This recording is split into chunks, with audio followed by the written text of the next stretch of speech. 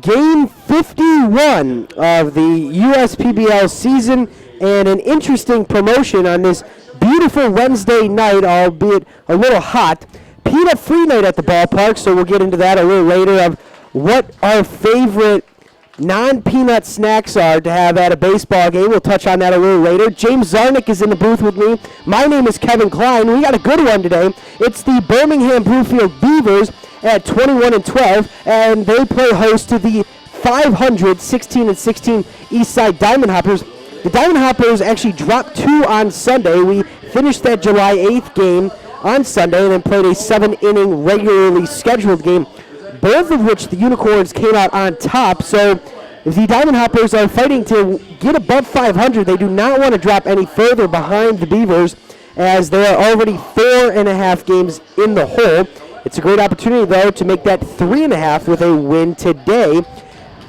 In doing so, and if the Diamond Hoppers want to get a win, Jalen Miller, the Louisville, Kentucky native, will have to have a good start.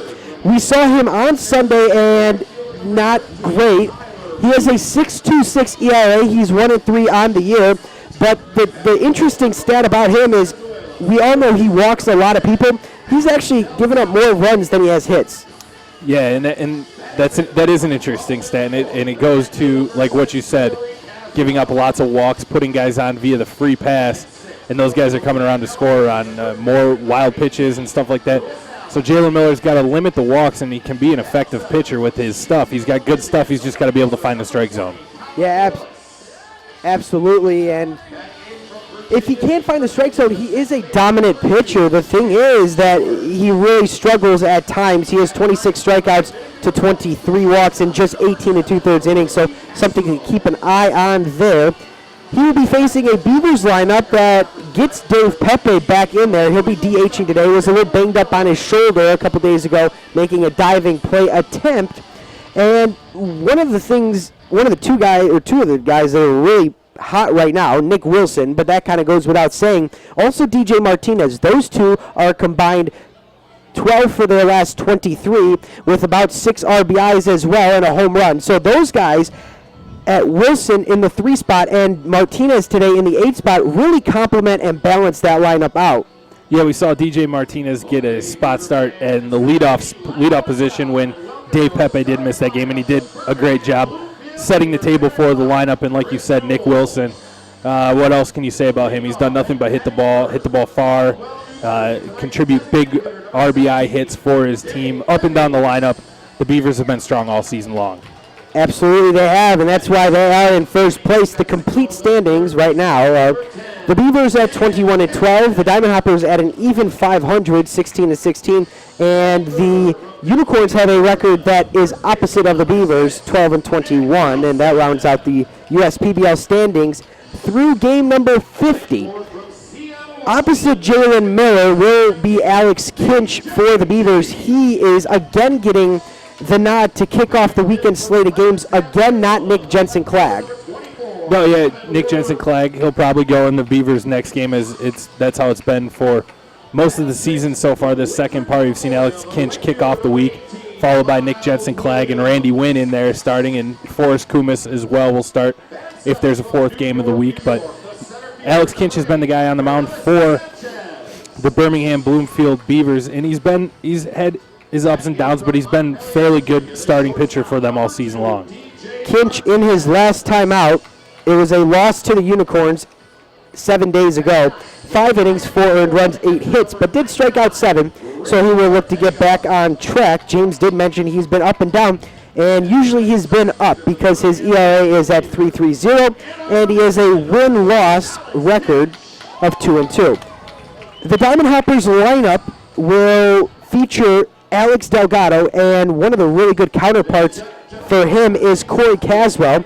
We will get into that a little bit later on, as we will send it down to the field for a rendition of God Bless America and the national anthem here on this Wednesday night.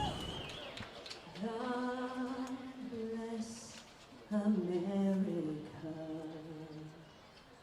land that I love, stand beside her and guide her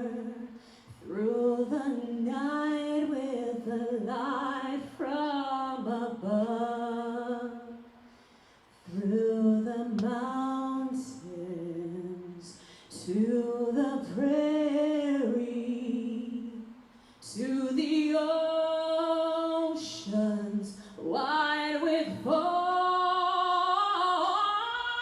God bless America, my home, sweet home.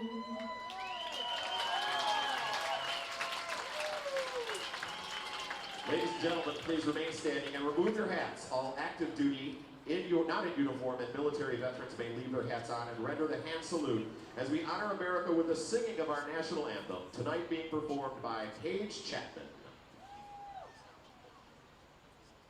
Oh, say, can you see by the dawn's early light what so proudly we hailed at the twilight's last gleaming, whose broad stripes and bright stars through the perilous fight o'er the ramparts we watched were so gallantly streaming, and the rugged red glare, the bombs bursting in air, gave proof through the night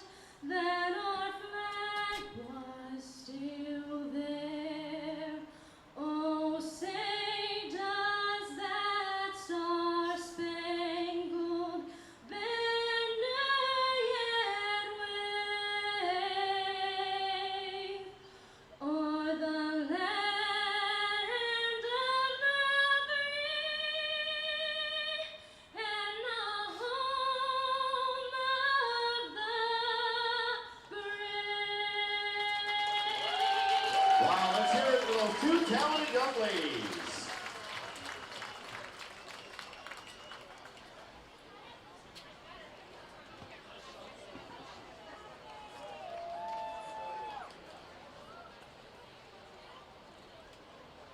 Ladies and gentlemen, boys and girls, do you want to win prizes? Crew 59 and our Great rendition of the are selling tennis national anthem and God Bless America there. ball promotion. The God Bless America was performed by Roxanne Woodward, who Ball lands and through the grapevine I heard is actually moving to New Mexico tomorrow.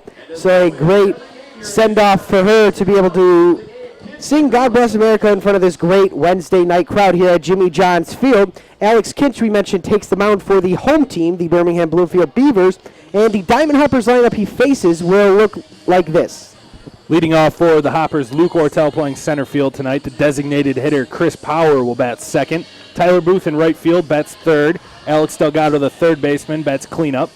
Corey Caswell, the catcher for tonight, will bat fifth. Chris Allen, your first baseman, bats sixth. Colin Willis playing left field, batting seventh. Cam Stewart, the second baseman, will bat eighth. And Ricky Castro, the shortstop, rounds up the lineup for the East Side Diamond Hoppers. Defensively for the Beavers, it's Worth in left, Fernelli Sanchez in center with Miles Williams over in right.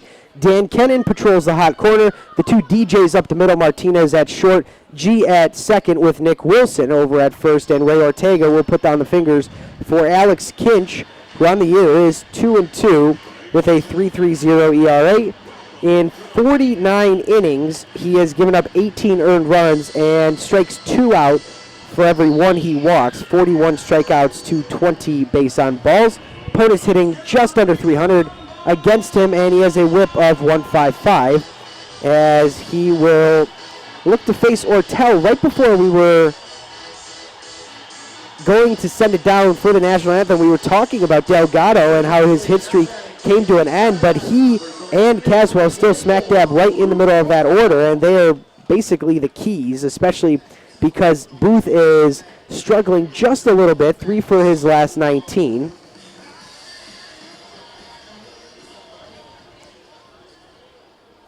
So Kinch winds and delivers a first pitch ball to Luke Ortel at 7:23 p.m. It is a hot one out there. Temperatures earlier today as it's another ball. Temperatures were in the high 90s, 97, but right now it's 93, but the good news is it only feels 92. Foul out of play, and it'll be 2-1. Warm, muggy summer August night here in Utica, Michigan. No wind as the flag stands still out in center field. The 2-1 check swing, but the home plate umpire says he does not go. The umpire crew today, Gary Wagenschutz behind the plate with Scott Wolendowski patrolling the field. 5-pitch walk, and we are underway. First batter of the game reaches. Not the way you want to start off if you're Alex Kinch, especially coming off that game against the Unicorns a week ago where he didn't take the decision. That was that 6-5 loss where Michael Doloff actually gave up an Ian Yetzko RBI single in the top of the 9th inning. But still, Kinch wants to get on the right side of the score early on here. Called strike to Chris Power, who's hitting .329 with 6 RBIs on the year. And actually, the way it shakes out now, Power leads the team in average. And that average will climb as it's a single into right field. Got out in front of that off-speed pitch there and hit it sharply out into left field. Nice piece of hitting from Chris Power. Yeah, absolutely. He did get out in front, but even when he is not in front of those pitches, if he's behind them, he can poke them into right field, and is still very effective that way as well. Yeah, we've seen his ability to go either way with the ball. Right field, left field, uses the whole field to his advantage, and that's why you see him hitting over 300. Well, here is Tyler Booth, whose average still sits at .312, leads the team in home runs. RBI count is at 17, and with nobody out and 2 on, we'll look to add to that number. But we did document his struggles. He's not getting good wood on the ball, 3 for his last 19. Still sits in that 3-hole, though. Ortel at second, Power over at first. A curveball is poked into left field. Worth tracks it down for out number 1. Now batting the third baseman, number 10, Alex Delgado. Could see he got Booth off balance a little bit on that one. Got him to chase the ball out of the strike zone, and Booth just able to flare it out into left field. Worth didn't have to move very much to put that one in his back pocket. Well, here comes Alex Delgado. So we've seen now 3, with Delgado being the third. 3 of the 4 Diamond Hoppers hitting over 300 this year. Delgado at 322, and his 9-game hitting streak concluded on Sunday. Mention his 9-game hitting streak, so doing it with the bat, but he's also done it with the glove all season long. Delgado has not committed an error down at third base for the Eastside Diamond Hoppers yet this season. Curveball, and it's popped up in foul territory, but Wilson will make the grab for out number 2. And going back to that defense that Delgado brings to the field day in and day out, that's a big deal, especially in the USPBL. We see the team fielding percentages somewhere around the 950, 960 mark, but a lot of guys have struggled defensively. Delgado not one of them. Yeah, Delgado definitely not one of them.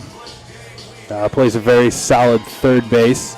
And we've seen him be able to cut off the shortstop, whether it be Willard or Castro, make some nice plays, charging plays as well. So 2 outs for Corey Caswell, 310, a home run, and 21 RBIs. Ball 1 high. And we look at what the Diamond Hoppers have been able to do. They're sitting at 500. they have a lot of talent on the team. You look at the top of the order, they have 4 guys that are hitting over 300, very similar to what the Beavers have, but the difference might be the home run power. Yeah, and Paul Nochi was talking about that a little bit today before the game, talking about how he wants a guy to break out and be that home run hitter for him, someone like a Nick Wilson or Miles Williams, guys that you can count on to maybe reach double-digit home runs. They don't really have that guy right now. Your top home run hitter has 4. That's 4 out of the 12 team home runs. That's Booth. The second place guy is the second baseman, Cam Stewart, with 3. So really don't expect your second baseman to be second on the team in home runs, but that's how this team shakes out. Curveballs inside. It's 2-2 on Corey. Kinch trying to work out of a 2-on, nobody out jam. We saw him do that last time out. It was a bases loaded, nobody out jam, and Kinch struck out the side.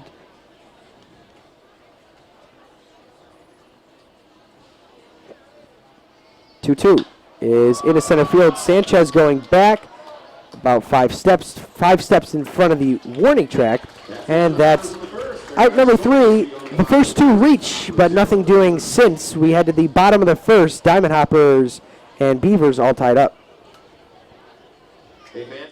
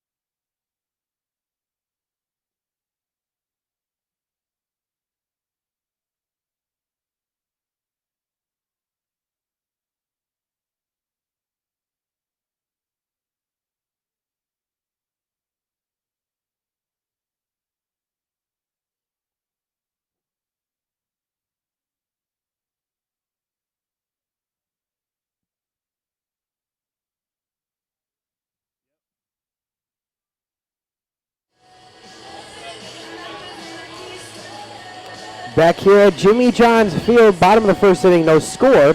We mentioned Jalen Miller on the mound, the Louisville, Kentucky native, and he will be looking to carve up the Beavers lineup. It's a good one, and it shakes up like this. Designated hitter for tonight's game is Dave Pepe. Dan Kendall will play third base, bats second. Nick Wilson, first base, batting third. DJG has cleanup duties tonight as he plays second base. Kevin Worth, the left fielder, bats fifth. Miles Williams out in right field, bats sixth. Fernellis Sanchez, the center fielder, bats seventh. Shortstop DJ Martinez batting eighth, and the catcher, number 99, Ray Ortega, rounds out the order for the Birmingham Bloomfield Beavers tonight. Colin Willis in left, Ortel in center, and Tyler Booth over in right. Delgado and Castro on the left side of the infield with Stewart and Allen patrolling the right side, and Corey Caswell has the gear on today and is Jalen Miller's battery mate. This will be the third start for Miller, a 6.26 ERA, 1-3 record, 18 2/3 innings, only allowed 17 hits, but has walked 23, but also strikes out a ton, 26 Ks for the righty Miller. Opponents only hitting 236 off of him. But the one stat that I like to point out is he throws about 1.2 strikes to every one ball. So that number really pops out to you. Doesn't get ahead of hitters all too often, but you never know what can happen in the game of baseball. Dave Pepe will take the box, 286, a home run, and 5 RBIs.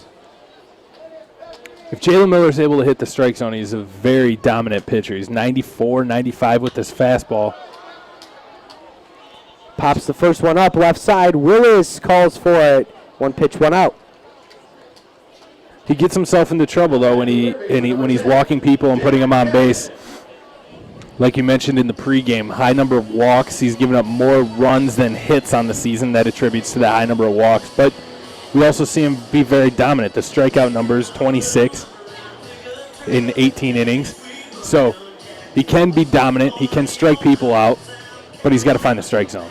Yeah, and that's a big if, because we've seen Miller struggle at times, but when he works that slider and effectively, he's filthy. Uses the fastball there to get ahead of Kennan. Kennan hitting over 300. He has that overpowering fastball. Like I said, 94. He can touch 95. And then that wipeout slider he has, he's just got to be able to control it. Slider has really good movement, especially away from righties, which makes it so hard to hit. We see a lot of players swing and miss on it and probably are not even close to contact, probably 4 or 5 inches away. The 1-1 to Kennan is low. Kennan, as I mentioned, at 310, 2 home runs and 17 RBIs.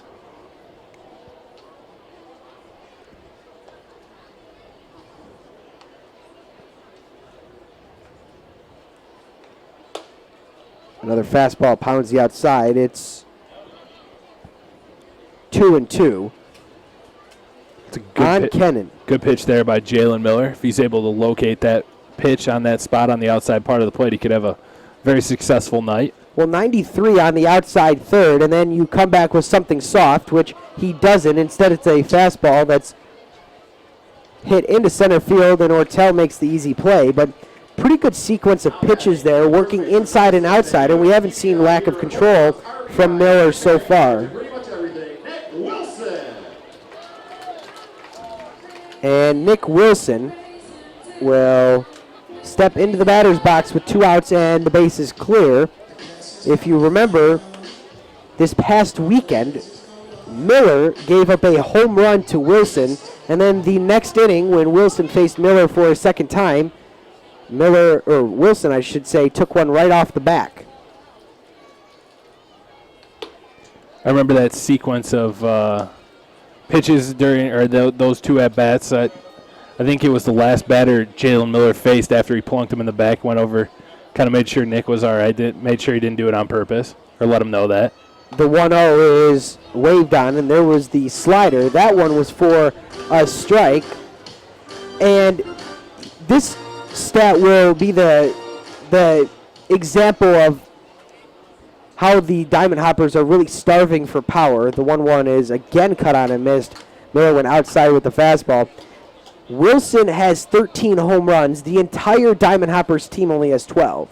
So one guy is out homering an entire club. The 1-2 from Miller upstairs. Saw another number kind of similar to that. It's Olympic season. I saw Michael Phelps has more gold medals than some countries in the history of the Olympics. If he was to be put on his own, I think Ethiopia was one of the countries he has more gold medals than. Ball low. Phelps, I believe, won 2 last night, 2 more. Yep. 21. Some of the tweets and social media posts that followed were quite comical. One was that Phelps' gold medals can now legally drink. The payoff pitch to Wilson. And it's skied right side, and no one will give chase. It's out of play. Jensen Clegg doing the first base coaching duties. Rich Donnelly at third. Chris Newell is the manager for the Beavers. Paul Nochi heads the Diamond Hoppers, with Ryan Good and Jim Essian by his side. Another 3-2 pitch, but first it will be Gary Wagenschutz to call time.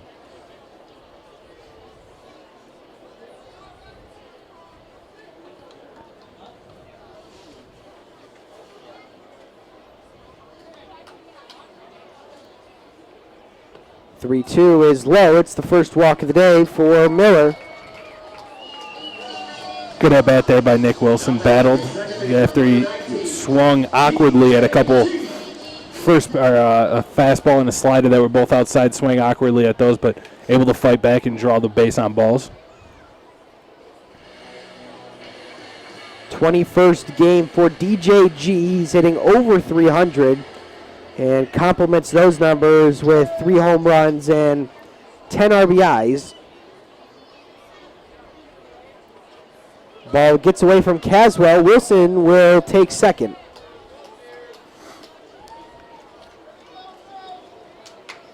So it looked like it was going to be a relatively clean inning for Miller, but a walk, and then the next pitch is a wild pitch, and there's a runner in scoring position, especially after Miller looked really good against Pepe and Kennan, 2 quality hitters.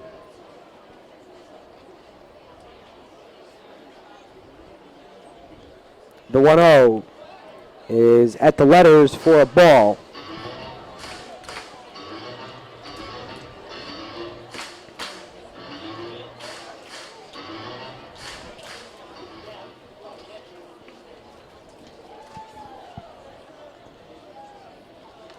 The 2-0 to G will drop in for a strike.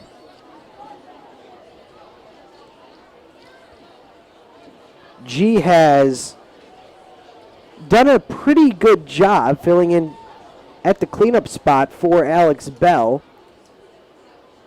And he's a second baseman with some pop too. So both second basemen in this game have pop in the bat. Stewart, a really nice complimentary player as well. And G's hitting in the cleanup spot. So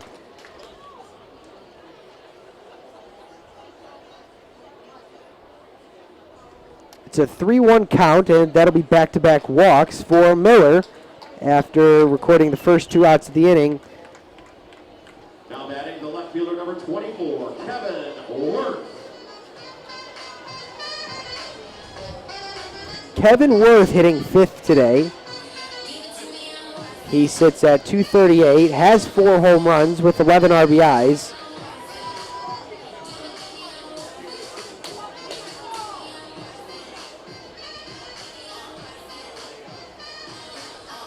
Caswell goes out to talk to Miller.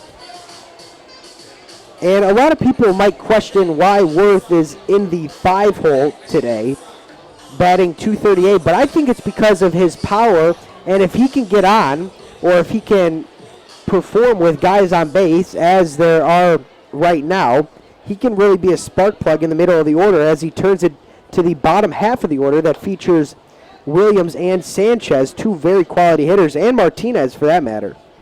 Yeah, good hitters. I think we mention this almost every time we do a Beavers game. They have really good hitting up and down the lineup, and it's kind of just hard to put these guys in a spot because I think you could have anybody batting 5th. I mean, you could make a case for Finelli, Sanchez, and both Miles Williams to be in the 5-hole, but you got good hitters up and down, and it's better to have that a problem than to not have any good hitters in your lineup at all. 2-0 quickly on Kevin Worth. So this will be the 20th pitch from Miller, and it's a good changeup that fools Worth, and it's 2-1. 11 balls to 9 strikes so far for Miller.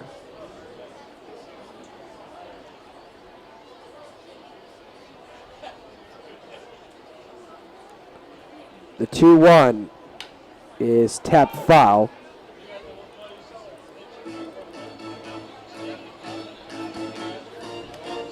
All 3 patios packed today with fans and groups. I heard that Roxanne Woodward's party to see her perform the God Bless America before the game was upwards of 100 people. Strike 3 called to Kevin Worth, and that'll do it for the first inning. The Beavers threaten but do not score. We head to the second on the USPBL YouTube channel. All knotted up at 0.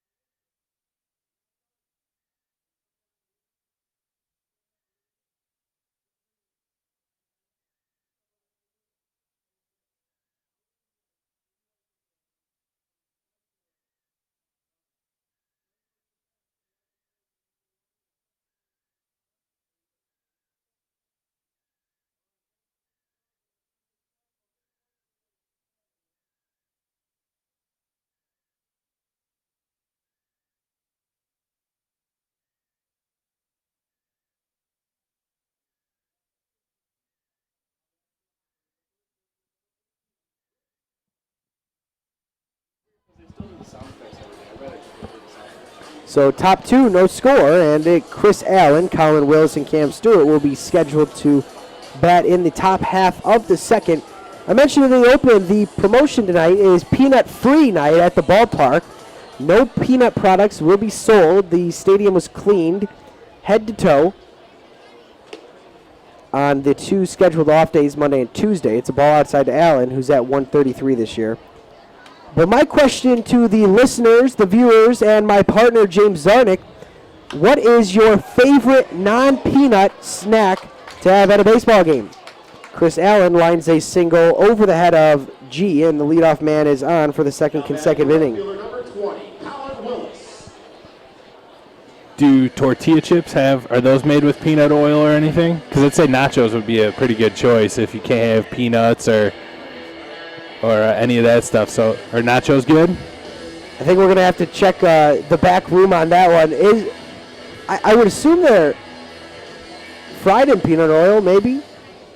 I'm not a food expert. I'm sure you could get tortilla chips that are not made with peanuts if they are. I mean, nachos are solid. Nachos are a good choice. Actually, Cracker Jack, you can't have those either. Yeah. How about a soft pretzel? That'd be a good choice. With some mustard? With some mustard or some cheese. Well, anyways, you can tweet at USPBL on Twitter your favorite non-peanut snack to have at a baseball game. It's a ball outside, so that'll even the count at 1-1 on Colin Willis, who's at 231 this year. He's also scored 4 times. Allen over at first with a leadoff single.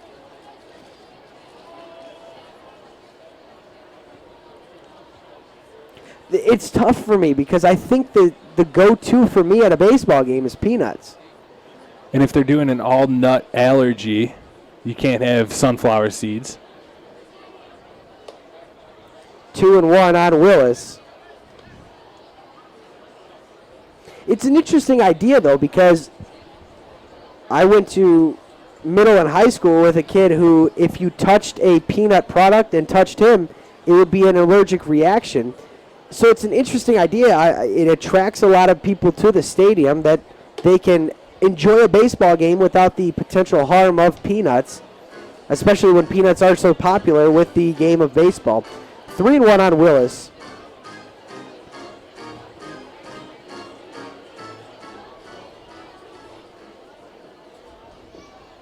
A hot dog with mustard is also a classic. Runner goes, but it's ball 4. So both pitchers running into some control issues here as both hurlers have 2 walks. And for the second consecutive inning, the first 2 reach with nobody out. Bring Chris Newell out of the dugout to talk with his pitcher a little bit. I think this might be the earliest we've ever seen Chris Newell have to hop out of the dugout and go talk to one of his pitchers. Quick conversation, though.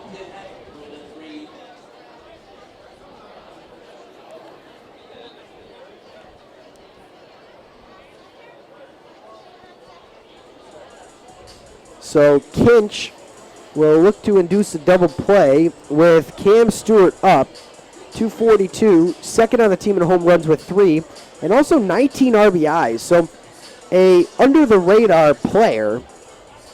A lot of people don't think of Cam Stewart when they think of the Diamond Hoppers lineup, but he is definitely up there in most categories. Shows bunt, but pulls it back for ball 1. Does have 4 stolen bases as well. Has not sacrificed bunted, but does have 3 sac flies.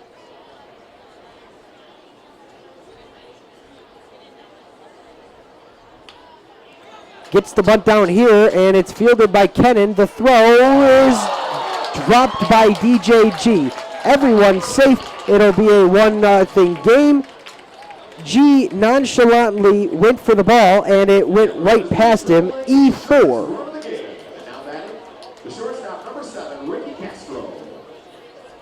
So I would imagine, we're still waiting on the official score, but I would imagine that would be an E4. No RBI for Cam Stewart. And a 1-0 lead for the Hoppers, and they're not done yet. Second and third, nobody out for Ricky Castro, the number 9 man.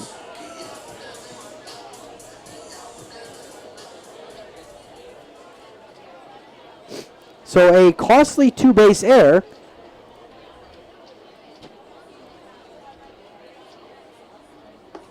Castro takes the ball. He's at an even 250, 7 RBIs as well, has scored 15 times and walked 14. So pretty good eye at the plate. Also can sacrifice his way or sacrifice himself to move runners around. Check swing, he did not go. It was good play by Kennan on that bunt to field it. It was a bunt right in the perfect spot off the bat of Cam Stewart. And he made a good throw, and it kind of looked like DJG just kind of nonchalantly took his eye off the ball. That's what he did. He took his eye off the ball and thought he would easily make the grab, looked up before the ball reached his glove, and he forgot something. 2-1 on Castro.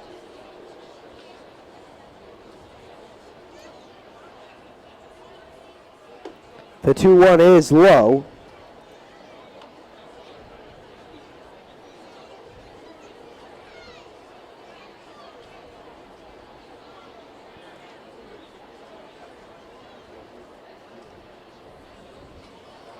And that's a play that Chris Newell is going to be furious with, I would imagine, as Castro walks to load the bases. And Alex Kinch, for that matter, the other team is giving you an out, and you can't complete the play. So bases loaded now for the top of the order. Now 3 walks for Kinch. One of them was to Ortel to lead off the day.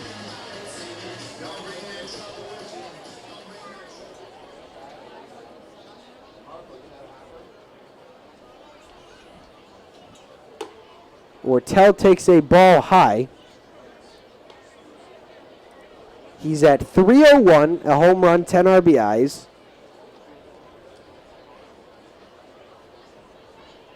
A relaxed stance in the left-handed batter's box. Kinch not so relaxed as he's trying to work out of another bases loaded, no out jam.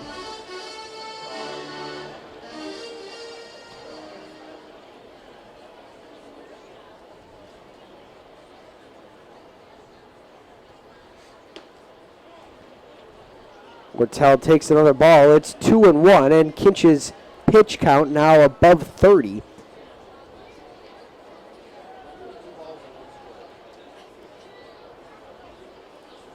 Bases loaded. Kinch still working from the stretch, though. No windup, and it's a base hit through the right side for Luke Ortel. It'll be RBI. Stewart is held up, so everyone will move up 90. Now batting the designated hitter, number 22, Chris Power. RBI single for Ortel, and he has reached both times now. Chris Power has already singled, and he will have an opportunity now with the bases loaded. Still nobody out in this inning. This could be a big inning for the Diamond Hoppers here at the top of their order coming through. Kinch is going to have a lot of work to get out of this inning without giving up too much damage. Already there is activity in the Beavers bullpen. Strike 1 to Power. An off-speed pitch, so Kinch trying to mix it up a little bit. With that first inning single, Power's average is up to 338. Pops this one up to right field, though. Williams will make the grab. Stewart will be held up, bluffed at trying to score on the sac fly, but it's out number 1, and everyone stays put.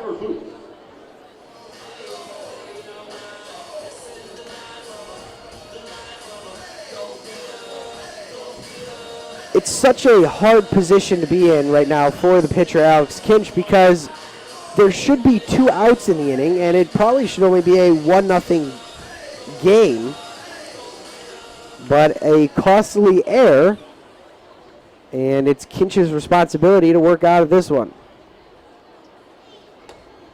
Ball 1 outside to Tyler Booth, 0 for 1 today with a fly out to the left fielder, Kevin Worth. Diamond Hoppers able to capitalize so far in the second inning. They had 2 on in the first with nobody out, but 3 consecutive outs ended the frame.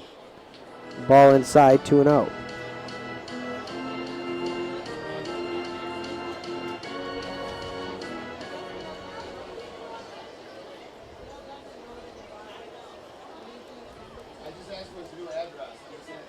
The 2-0 is grounded through the right side. G got some glove on it, but it'll be another hit and another run for the Diamond Hoppers. So an RBI single for Tyler Booth. We'll see if that knocks him out of his slump.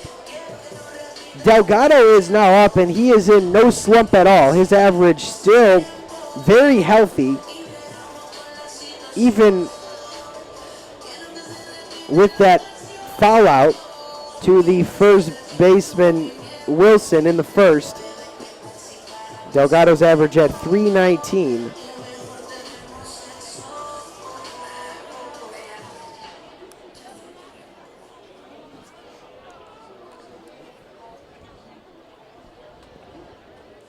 Curveball again in there for a strike.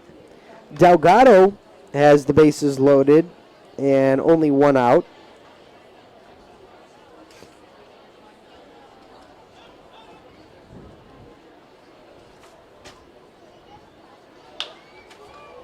He grounds one deep in the hole. Martinez makes a nice play, and they'll get 1 out, but it'll be another run for the Diamond Hoppers. It's now 4-0.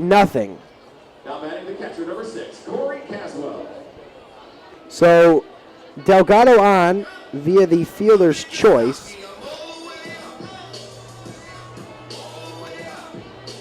And you look at the 4 runs, they're scored by the 6 through 9 guys. Allen, Willis, Stewart, and Castro all have runs in this inning. Caswell, the 9th hopper to bat.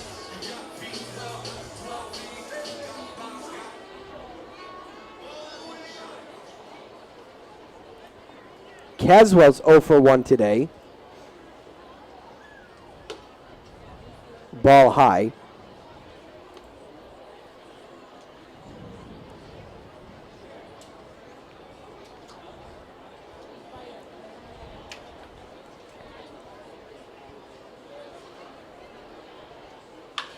Grounds one right to G, and he'll take it himself. But the damage is done. A 4-run frame for the Diamond Hoppers. And our score is 4-0 as we head to the home half of the second.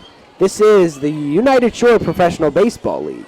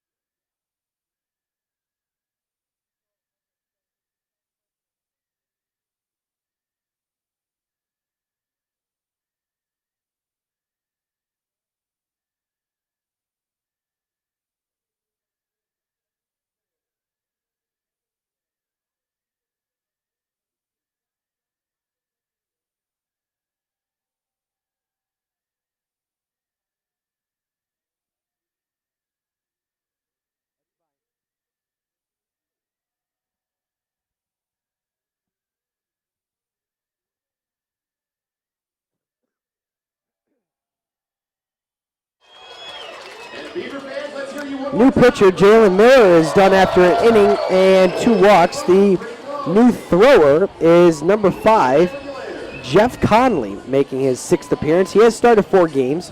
23 and 2/3 innings, 10 earned runs, 23 strikeouts to 10 free passes, and a 3.80 ERA. Pretty good starter for the Diamond Hoppers. He and Connor Root head the rotation. So do you think this is a little bit of they got a 4-run lead and they're going to put one of their better pitchers out on the mound now to go after and try to shut the Beavers down the remainder of the game? I could see that, especially with Miller having a clean inning. So it was a confidence booster. So because if you remember last week when these guys played, Nick Jensen Clegg gave up 5 runs through the first 2 innings, and then held them in check, and the Beavers were able to come back and they won that game 13-5, or I think. I believe the final score was 13-6, but it was all Beavers after that 5-run performance by Jensen Clegg. Swing and a miss, and Williams down in the count 1-2. He's hitting .279 with 6 bombs and 25 driven in. So 4-0. Jeff Connolly, the Fort Ashby, West Virginia native, also a southpaw, will take the hill and nearly strike out Williams, but instead it's inside.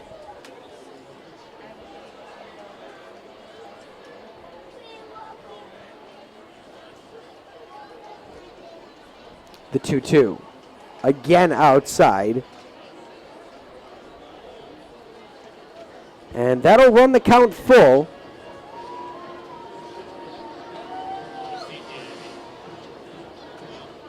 Final line for Jalen Miller after ball 4 to Williams is 1 inning, no hits, no runs, 2 walks, a strikeout, and a wild pitch. Fernelli Sanchez is now up, and the Beavers have had 3 base runners. All 3 have walked, so no hits for the Beavers so far. Sanchez at .238 with a home run and 3 RBIs. All 3 of those driven in came on the home run. He drives one into left field. That's a base hit. First 2 aboard for the Beavers in the home half of the second. DJ Martinez.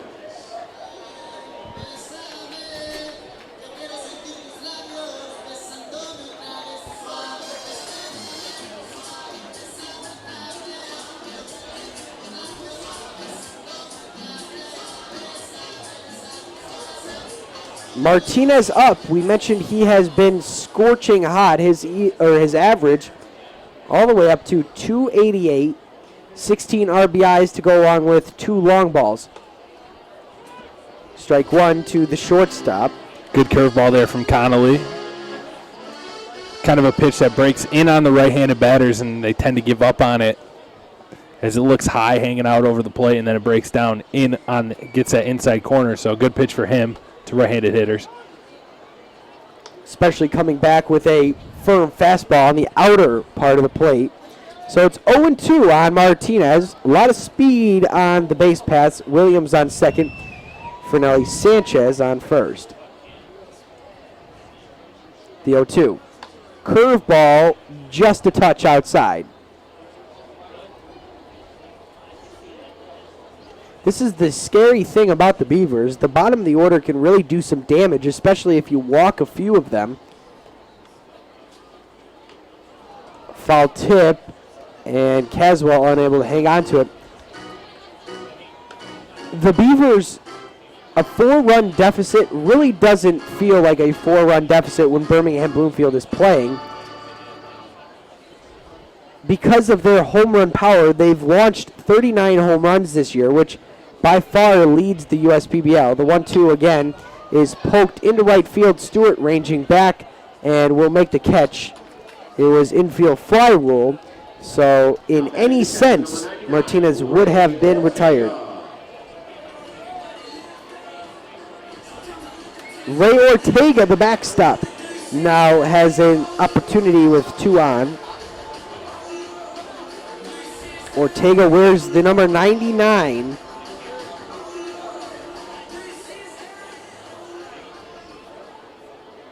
Not a very common baseball number. I think Manny Ramirez wore it during his time with the Dodgers. And Ryu, the pitcher for the Dodgers, also wore 99.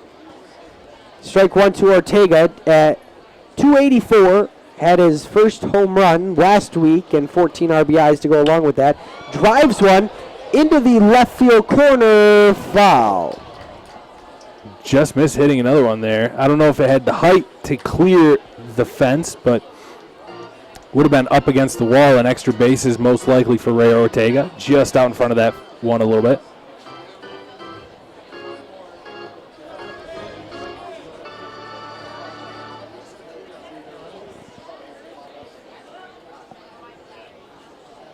So Ortega down in the count 0-2. Conley looking to work out of a jam here. And Ortega pokes one foul just to stay alive.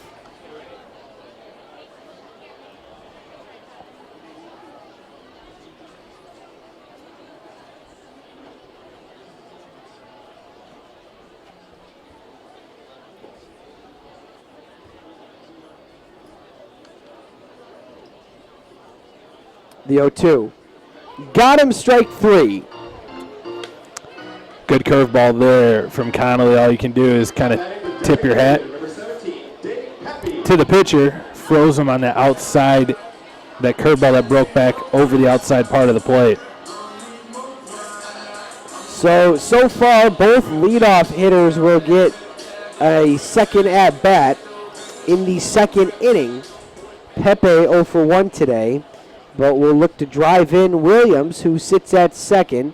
Fernelli Sanchez over at first. It's a lefty-on-lefty matchup, and Connolly ahead 0-1.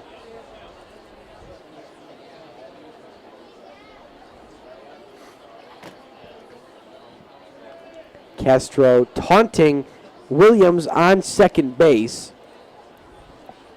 Ball outside on the designated hitter today.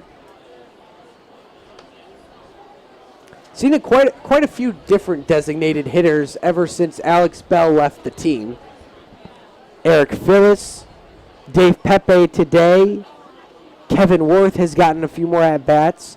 The 1-1 is into left center. That's going to drop. That's extra bases. Williams will score easily. Sanchez coming around third. He will score, and it's a 2 RBI double, Dave Pepe.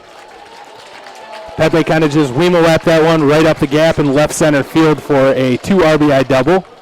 Now batting with third baseman number 10, Dan Kennan. Sent a charge into that one, and just like that, the lead for the Diamond Hoppers is cut in half.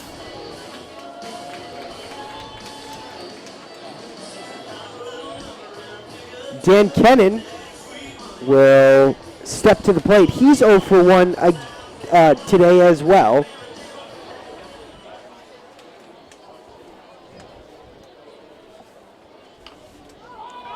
A tap foul. It hit him in the batter's box. So 0-1 for Kennan. Pepe's 6th and 7th RBIs of the year.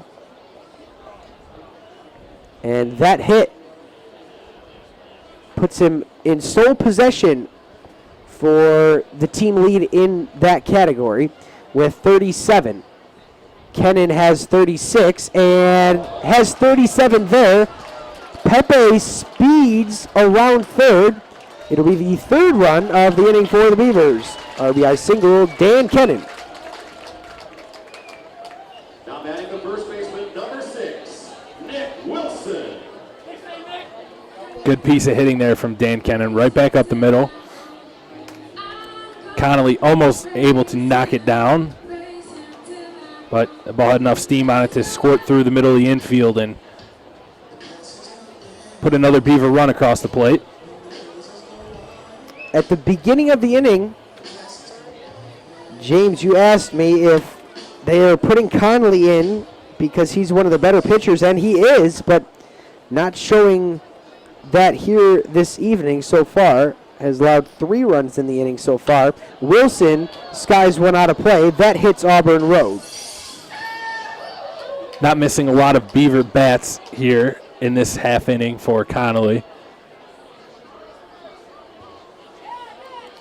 3 runs so far on 3 hits this inning. They've also taken advantage of a leadoff walk. All the damage done with 2 outs. Swing and a miss, and Wilson down in the count 0-2. Looked uncomfortable on a couple swings on outside pitches. I think there was one slider from Jalen Miller, and then the fastball from Miller, and the fastball right there from Connolly. Look a little awkward swings. Conley will check over on Kennan, but back safely. Kennan 2 for 2 on stolen base attempts. The 0-2 to Wilson, high and outside. Wilson at 391, 13 home runs, 33 RBIs. Those 3 stats lead the USPBL.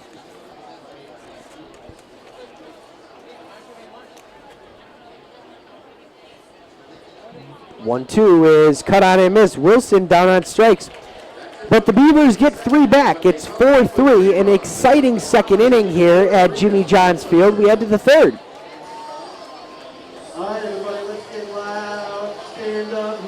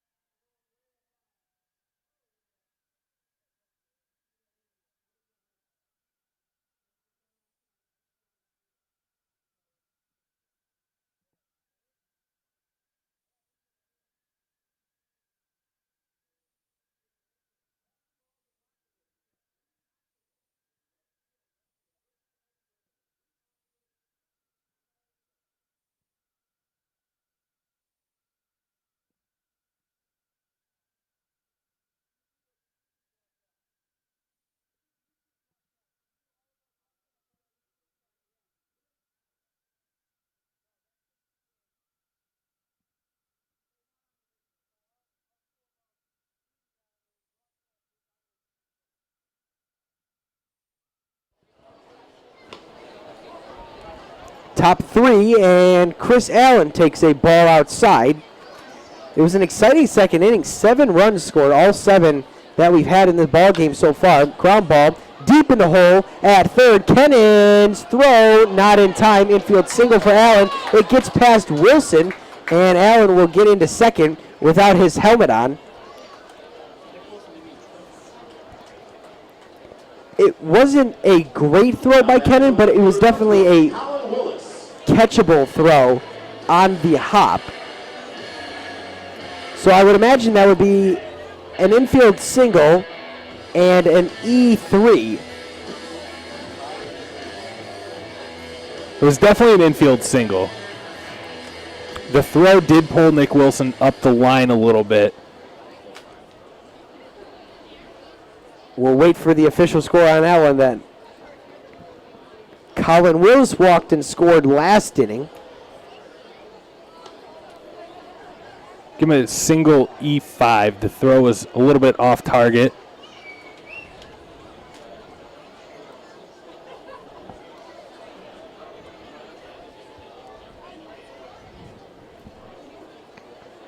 Kinch still out there and has a runner at second base with nobody out. So that has been the story so far. Kinch has allowed the first 2 to reach at least in the first 2 innings, and if Willis reaches, it will be the first 3 innings. 1-1 count. And it's tap foul.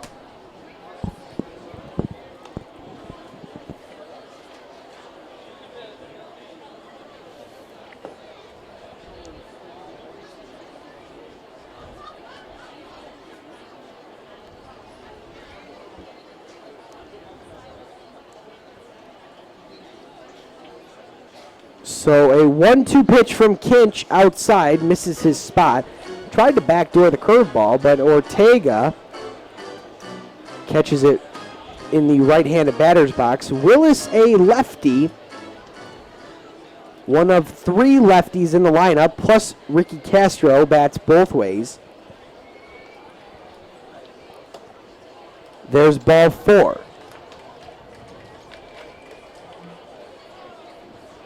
Not a great start to the inning. Once again for Kinch, 4 walks. And has allowed the first 2 to reach in now all 3 innings. Bullpen action was occurring in the second, but has since cooled down for the Beavers. Cam Stewart is 0 for 0 today. Reached on the sacrifice bunt, but then took second on the E4. So does not have an official at-bat so far. Shows bunt again and gets this one down. Kennan over to G, and G does not make the same mistake twice. Next up, the shortstop, number 7. So 2 sacrifices for for Stewart, I should say, this game, and 2 in scoring position for Ricky Castro for a second consecutive inning. Castro walked and scored in the second. And Kinch just doesn't seem to have it today. The infield's in, but he's allowed 4 hits, or 5 hits, check that, 4 walks, make that 6 hits, as Castro will drive in at least 1. The throw, not in time, it's 6-3. Now batting the left fielder, number 44, Luke Ortel. So a 2 RBI single for Castro, and the Diamond Hoppers strike right back.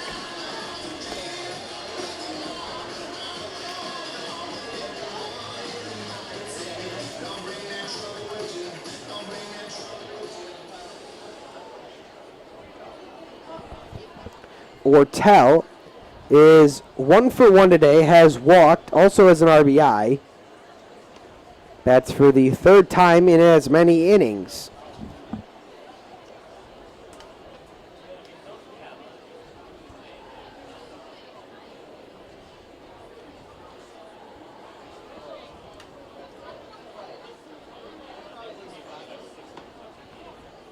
Ball outside, it's 1-1, count even.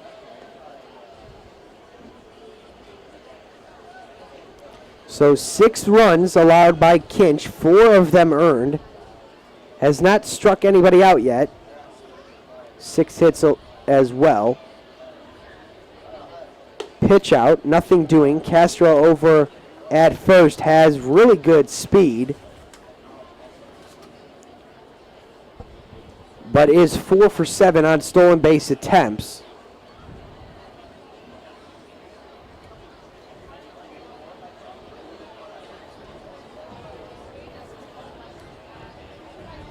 Two-one to Ortel. Good hitters count, and it'll get a little bit better as it's high and away. 3-1 on the Diamond Hoppers leadoff hitter.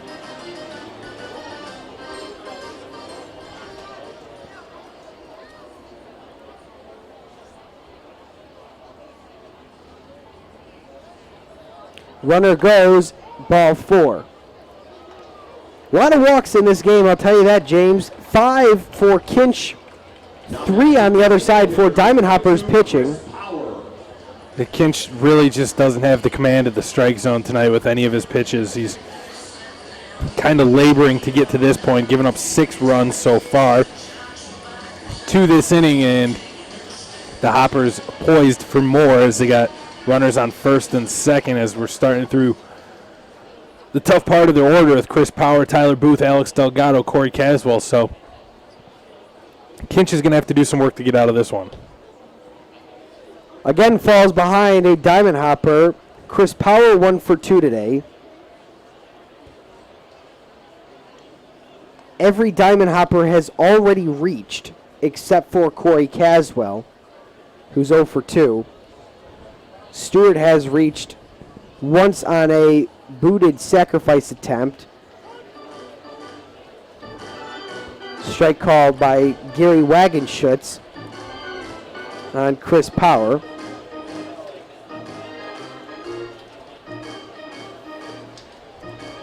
This might turn into one that's really good for everybody's stats because we're already at 6-3, only in the top of the third inning, so plenty of baseball left to play. Speaking of a lot of baseball left to play, you can get all of your tickets for the remainder of this weekend's slate of games at 248-601-2400. The Unicorns and Hoppers play tomorrow. There's also a 6 p.m. scheduled game to finish up a suspended game from July between the two teams. Both runners go. Power laces a single into left field. That'll score one run. Ricky Castro comes around and touches the plate. Now batting the right fielder, number 13, Tyler Booth. So an RBI single for Chris Power. And this one is starting to get pretty ugly. Power's second hit of the day, and both came in the exact same spots. Both runners on the move in that one, or in that at-bat. Kind of a hit-and-run put on with Chris Power, who's been swinging the bat well. Lines one into left field, able to score Ricky Castro from second base. Booth 1 for 2 today, an RBI single last inning. And we'll take a strike. So Ortel on second and Power at first.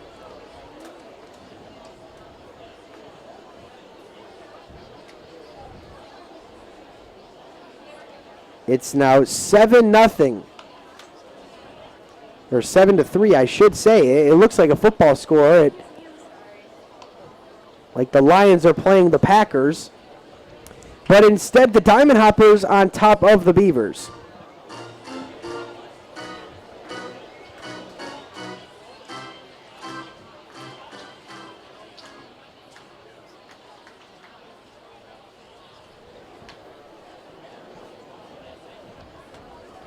The 0-2 to Booth is outside.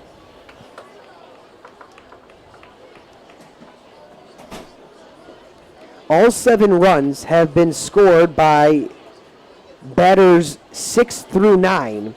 Allen, Willis, and Castro have scored twice. Stewart has scored once. Swing and a miss, and Booth is retired. First strikeout of the day for Alex Kinch. But the inning is not over yet. Alex Delgado gets another whack at it.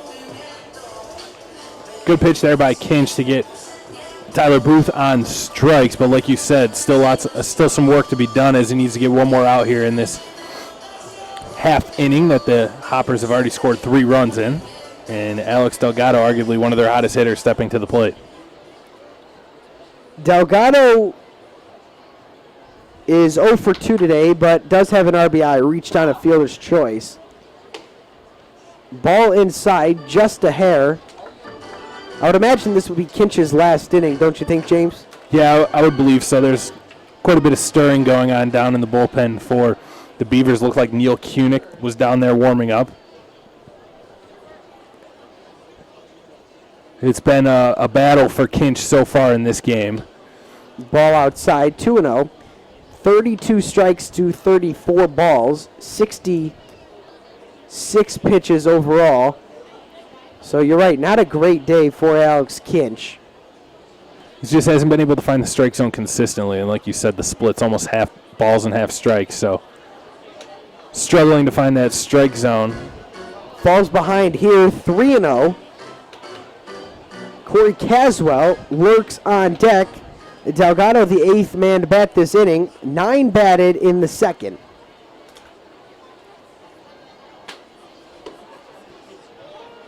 A delayed strike call, and Delgado called back. It reminds me of Sunday when Alex Delgado just was not happy with Scott Wolendowski. Called back a few times on pitches that Delgado thought were balls, instead were called strikes. It was almost like Delgado thought it was a strike, but there was nothing said, so he started walking to first base, and then he decided to call the strike as he'll take the free pass on the very next pitch. to load the bases. So 6 walks for Kinch now, and the bases are loaded for Caswell. And Chris Newell might go get him. Yep, he made a signal to the bullpen, so Kinch's day will be done. We'll let you know about the new pitcher for the Birmingham Bloomfield Beavers when we get back.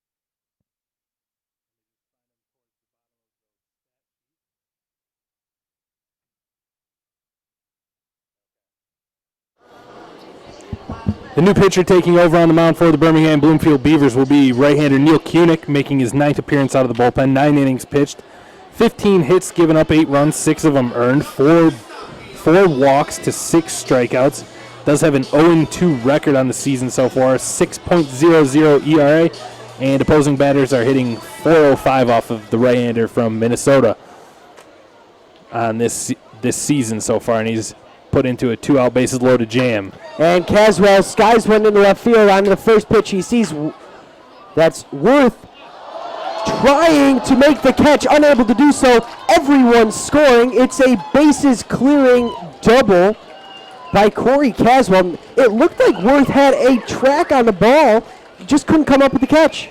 Yeah, no, it looked like Worth was on the ball, and it looked like it hit off of the very top of the wall, the yellow line. So Corey Caswell just missing a grand slam, but he'll take the 3 RBI bases clearing double and breaks this game wide open. Yeah, you're absolutely right. And the Diamond Hoppers get another field goal if we're keeping with the football motif. Chris Allen is already 2 for 2 today and will bat for the second time in this frame. So now they batted 9 hitters, or put 9 hitters to the plate in the second inning, and they did the same here now this is the 10th batter here in the second inning. The ball just kept carrying off the bat of Caswell. It looked like he kind of popped it up a little bit, but showed the power, just kept carrying out to left field and hit off the top of the wall. 0-2 hole for Chris Allen. I thought Worth had that ball. I really did. And then when he didn't, I thought it was a grand slam because it looked like it was very close to touching that yellow line. Strike 3 called. Chris Allen is retired, but another good inning for the Diamond Hoppers. They get 5. And that's the end of the inning for the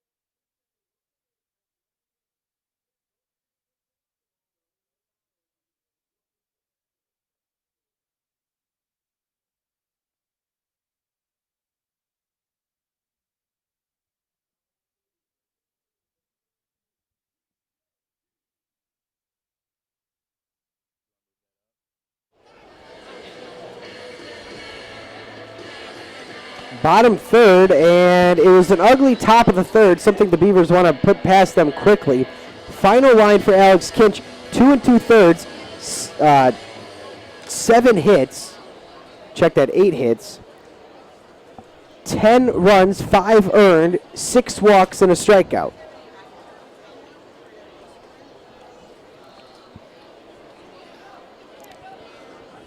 Jeff Conley back to work, and he's ahead in the count 0-1 to DJG. Make that 1-1 after a ball sails high.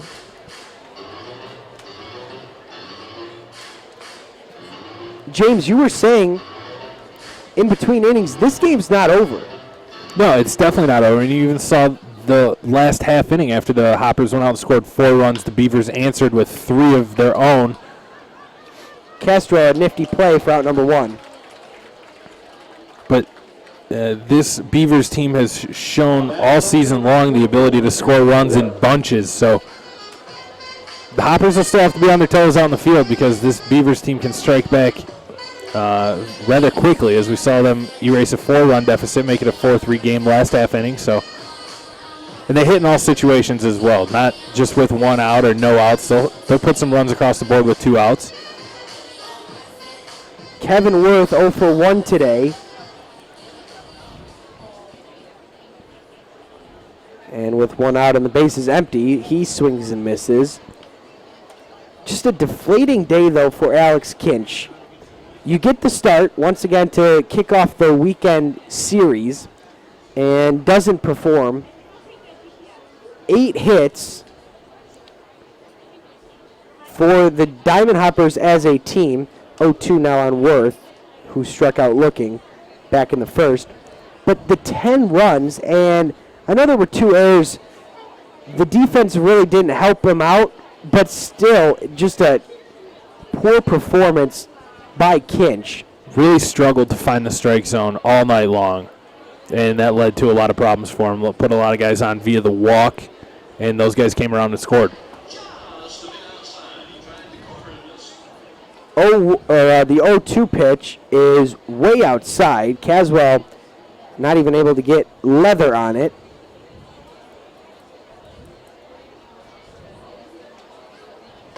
And Worth is once again down on strikes. That's 2 outs in the inning. Good pitch there by Connolly to erase Worth. Swing right over top of the curveball. Connolly now has 3 Ks with 2 outs and nobody on. Miles Williams up. He walked and scored to lead off the second inning.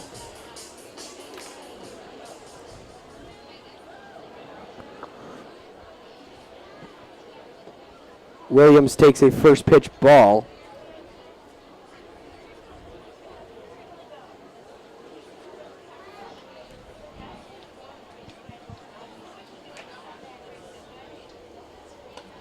Another ball high. A very weird and uncommon stat line or line score so far for both teams. Williams fouls one first base side out of play. 10 runs on 8 hits, no errors for the Hoppers. 3 runs, 3 hits, 2 errors for the Beavers. Not many times do you see a baseball team score 10 runs in a game, let alone 10 runs in the first 3 innings. They're on pace actually for 30. Not sure if that'll happen, but it's a lot of runs to score in a baseball game. Beavers would go through a lot of pitching as well.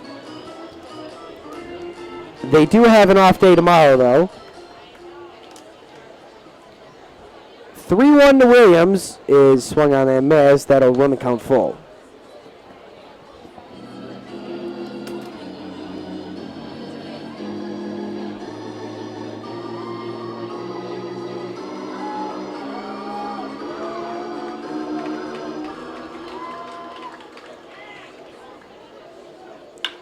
Williams records a single into left field, and there is 2-out hope for Fernelli Sanchez, who scored the second run of the game for the Beavers. He has already singled for Birmingham Bloomfield as well.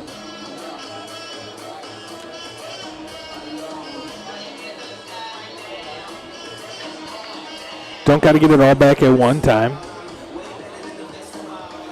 And this is where that conversation we were having about home run power really comes into play, because right now Sanchez has some pop in his bat and can make this a 5-run game rather than a team like the Diamond Hoppers who have to string together a lot of hits. They've had no problem doing that so far tonight. Well, and that's Hits and walk combination, and that's what makes them dangerous. And you're right. So you look at the 9 or the 8 hits. I keep messing up the hits for the Diamond Hoppers for some reason, but there have been 7 singles and 1 double, and it was the 3-run bases clearing double. Sanchez sends one foul down the third base line. Nifty little play in foul territory there for Alex Delgado. Sliding backhanded grab doesn't count for anything, but just a little bit of showmanship. Looks nice.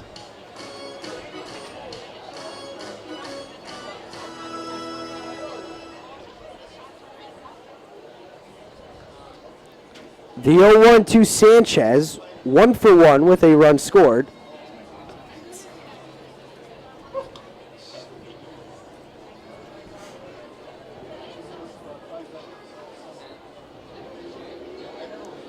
Sanchez, a switch hitter, getting the opportunity to bat right-handed a few times against the southpaw Conley.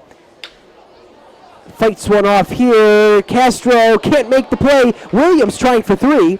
And it'll be runners on the corners, back-to-back singles for the Beavers. Kind of just got that one in on the hands and fisted it out over the head of Ricky Castro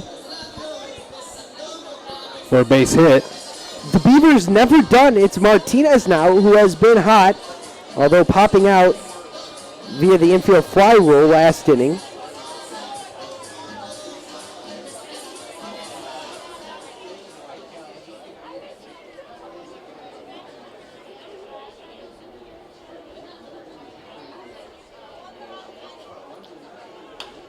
And he swings at the first pitch. It's a pop-up that Booth will corral. Martinez not happy, but the inning will conclude. We're through 3, and 13 runs have been scored, 10 by the Hoppers.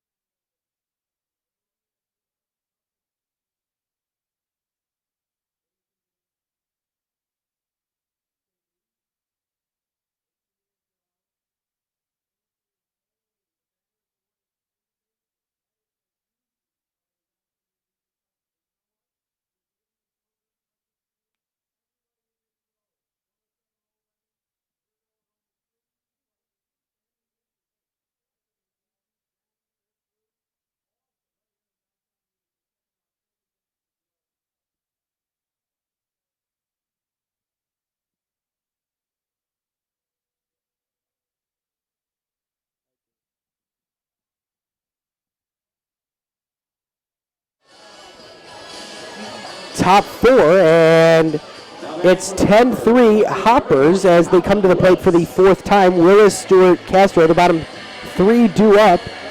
And something we want to start here on the USPBL YouTube channel is our trivia question for the day. I ask once again, a lot of questions for the viewers and my partner James Zarnick today. My name's Kevin Klein. A lot of questions for you guys today, but who has the longest hit streak in the USPBL? Doesn't have to be active, just the longest hit streak. that we've seen this season?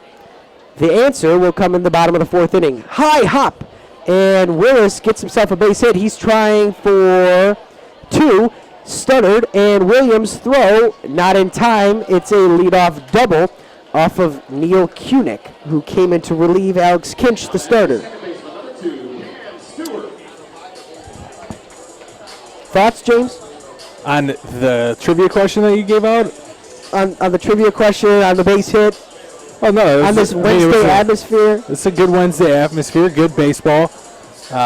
Trivia question, I got a couple guesses, only because I know Alex Delgado had a long hitting streak going. Miles Williams also had a big hitting streak earlier in the season. Stewart hits one on a line, but it's caught. Nick Wilson, I'm sure, has had a couple long hitting streaks in this game or in this season so far. To be batting .391. It would be one of those 3 guys if I had to guess. Leave it up to our fans. See if anybody can get Once again, the tweet right us answer. at USPBL. We'll give you the answer in the bottom half of the fourth inning. Kunick delivers a first pitch strike to Ricky Castro. 1 for 1 today, 2 RBIs, has scored twice.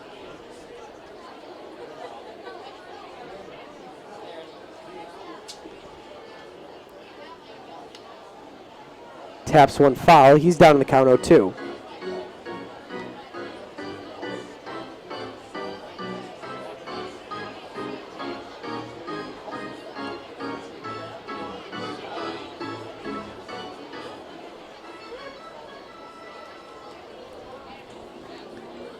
Castro, the switch hitter, batting once again left-handed. Kunick's a righty, and he fights one off. A diving play. Dan Kennan gets the second out. What a play. Great diving play. One step and a dive. Did make that nice backhanded play down the line. Just had an errant throw in the last inning.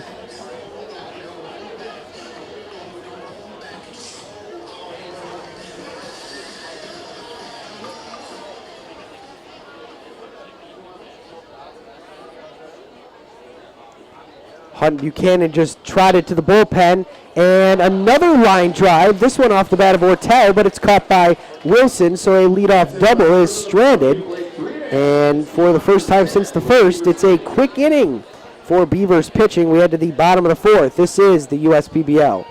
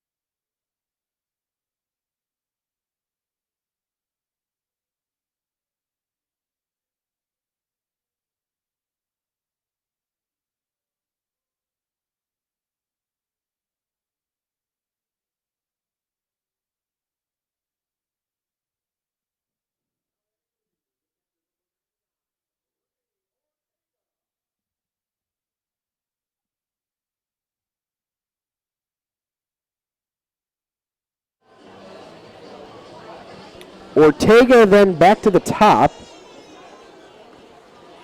In Pepe and Kennan as well. It's 10-3. All of the Beavers runs came in the second. the Diamond Hoppers did their damage in the second and the third. Jeff Conley still out there. He's given up 3 runs, but had a pretty good third inning. Did allow 2 two-out singles, but stranded both of them. A swing and a miss, and it's off of Caswell's mask. 1-1. So it's the bottom of the 4th inning.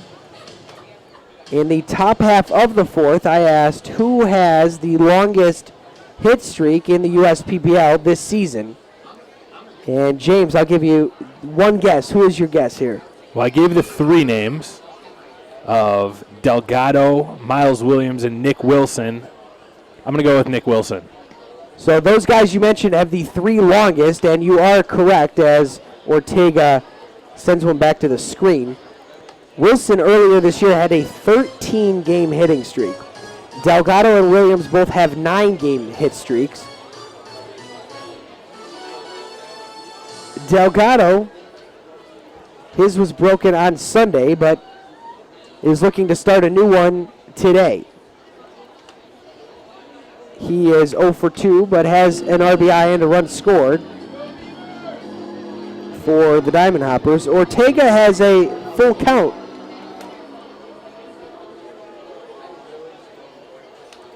And fights one off, and the count will remain full.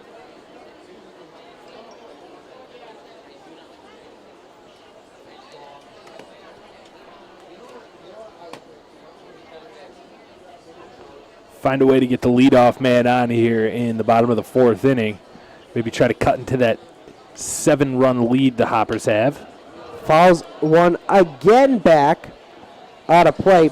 And that's the thing. The Beavers here, they need ice picks. They don't need sledgehammers. Pick away at the lead, 1 run at a time. There's still plenty of time. They get 6 more at-bats. I like that analogy you just used right there. Ground ball, Castro fields on a few hops, and another strong throw for out number 1. Now batting the designated hitter, number 17, Dave Pepe. Designated hitter for tonight's game, Dave Pepe, will step to the plate. Flew out in the 1st inning, had a 2 RBI double back in the 2nd inning. And it'll be lefty on lefty matchup as he'll face Connolly here.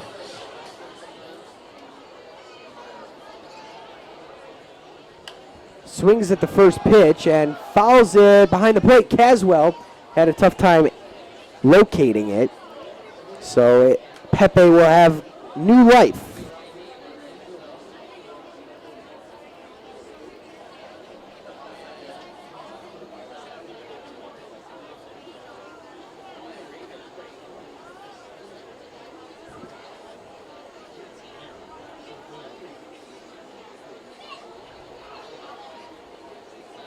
Connolly works from the first base side of the rubber, and it's another foul tip. Pepe had a 2 RBI double back in the 2nd inning. He's 1 for 2 today with a run scored as well. Beautiful night. The lights are shining on the field. Little cloud cover. The rest of the week looks a little sketchy, though, for those of you keeping track of the Utica, Michigan weather. It will be in the high 80s, low 90s for the next 3 days, and rain is scheduled, but the USPBL does not stop for rain. Yeah, I was going to say, don't you know it doesn't rain here at Jimmy John's Field? It's like a big bubble. I feel like we're in Tropicana Field rather than Jimmy John's Field.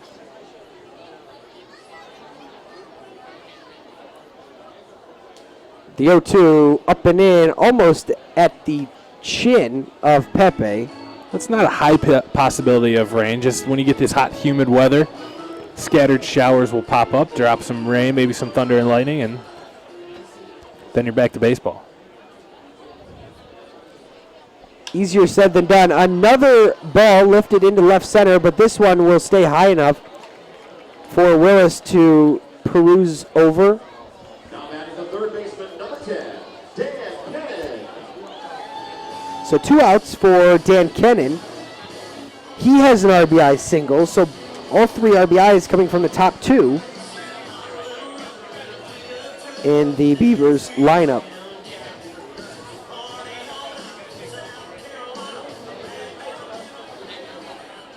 we've seen once Conley gets into a groove, he can be deadly. Ground ball weakly to Castro. And just like that, it's a 1-2-3 inning. The first 1-2-3 inning all game for either side. So a good inning. Jeff Conley getting himself into a groove, and we're through 4.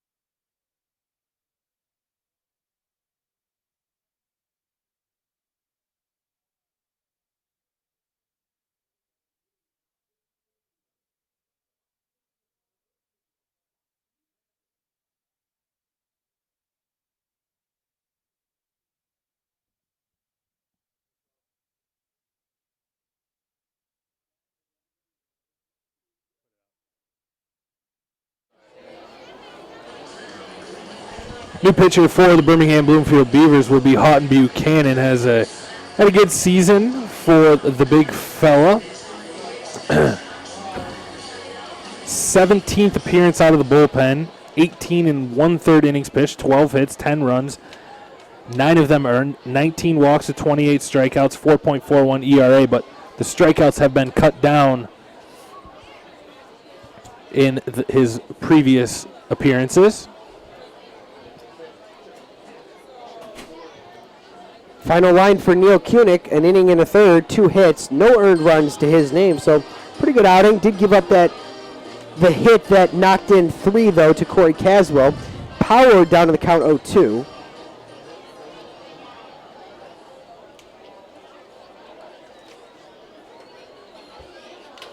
And taps one foul. That one goes right off of the noggin of Ray Ortega.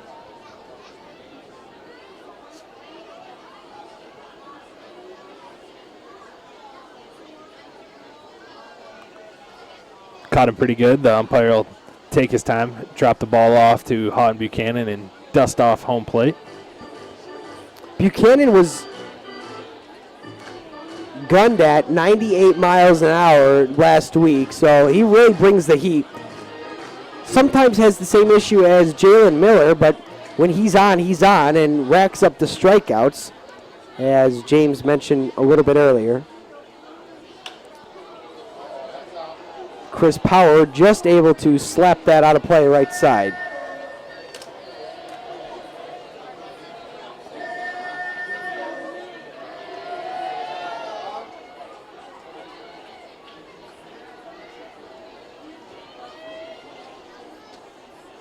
Swing and a miss, and Power down on strikes. There's a Houghton Buchanan strikeout. Now batting the right fielder, number 13, Tyler Booth. His 29th of the season.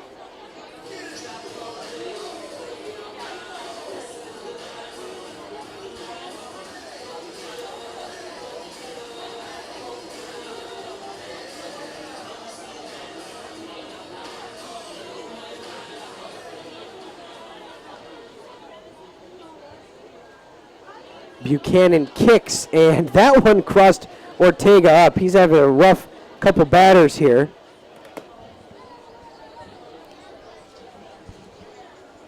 Nice to see him okay, though, after that blow to the head. Always especially in this day and age, always careful when any player gets hit in the head. A line shot to Martinez is caught for out number 2. You see Ortega uses the goalie mask style catcher's mask, and they say that helps with the blows on those foul tips a little bit better than the old school mask. So that helped absorb it a little bit, but I'm sure he felt that one, that's for sure, especially when a guy's throwing mid-90s. Take a foul tip off the bat even faster than that, square to the face. So not the best of feelings. Buchanan looks to work a 1-2-3 inning, but Delgado stands in his way.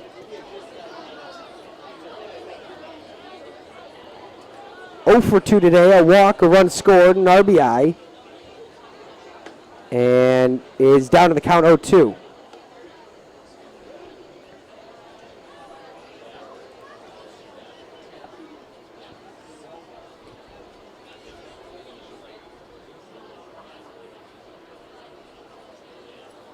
Swinging and a miss, Delgado is down on strikes. 2 strikeouts for Buchanan, who is dominant in his inning of work. We're halfway through this one, still 10-3, Hoppers out in front.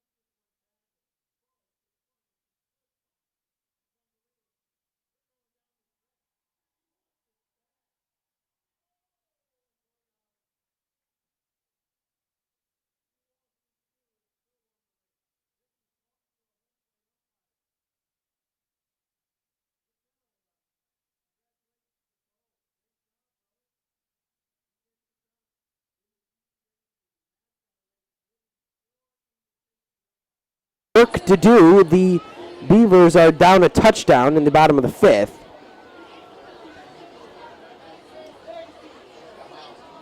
Curveballs outside to Wilson. 0 for 1 today, did walk in the first.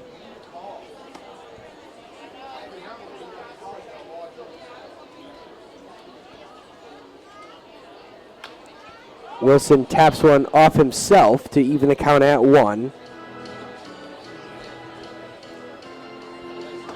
I was really impressed in the top half of the inning by Houghton Buchanan. Yeah, he looked very sharp. 2 strikeouts and that line out to Martinez at short. It almost took Martinez's glove off of him. That's how hard it was hit.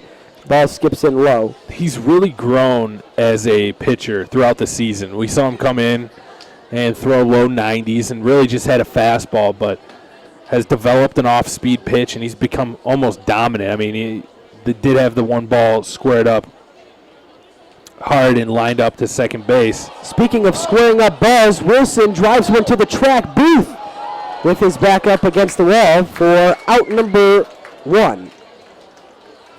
Put a charge into that one, just didn't carry over the wall. And I was talking to Will Fox, who's one of the DVS guys, earlier today, and I said, wow, Houghton Buchanan, that guy, tell me about him.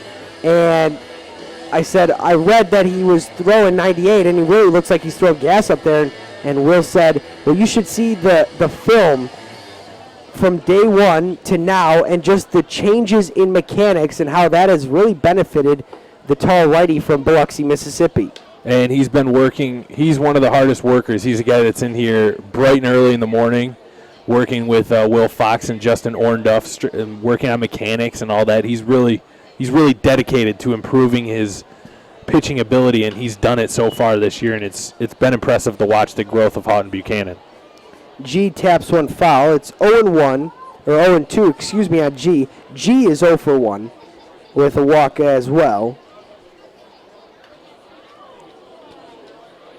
You take away those 2 innings for the Hoppers, and it's a much more competitive game. G's down on strikes. Now batting the left fielder, number 24, Kevin. 4 strikeouts now for Conley. But you take away those 2 innings, and I know you can always say what if this or what if that, but in the other 3 innings, Beavers pitching has only allowed 3 base runners compared to the 7 hits they gave up in the 2 frames. So 7 of the 9 hits coming in the second and third innings. Worth has struck out twice. Once looking, once swinging.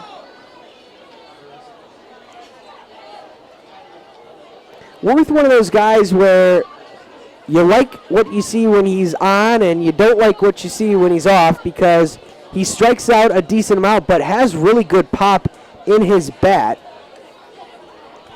Worth, we mentioned the 4 home runs, also has 2 doubles and a triple, but has struck out 22 times in as many games. That number up to 24 with the 2 strikeouts today. The 1-1 catches the outside corner.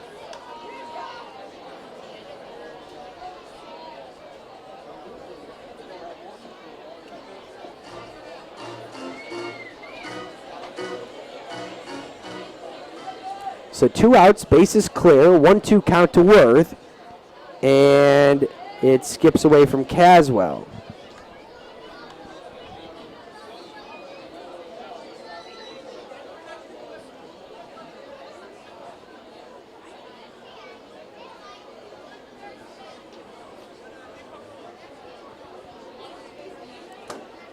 Connolly has a interesting windup. The 2-2 is drilled into center field for a base hit, but he starts his windup with his feet not square to the plate. It's more cocked on an angle towards the first base side.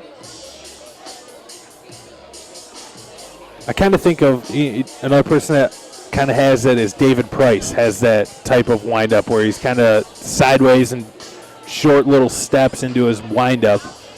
It's different now that he's in the stretch. So 2 outs. Williams gets a chance now. He's reached both times. Swings and misses there, though. Good curveball from Connolly. Connolly's really been good the last 2 innings. He did give up the 3 runs back in the second, but since has been on fire. That curveball is a really plus pitch for him. Gets lots of swing and misses on it. The 0-1 is upstairs.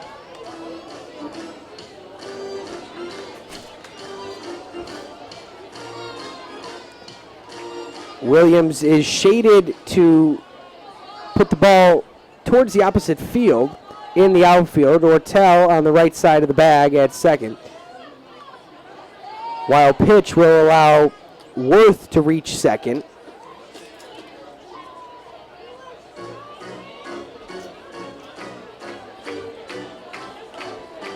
A 10-3 game. It is borderline blowout, but it's still tough for both sides because as the Diamond Hoppers, you have to remember to keep the pedal at the floor, but as the Beavers, you know you have a long road ahead of you to come back in the game, so you can't lose hope.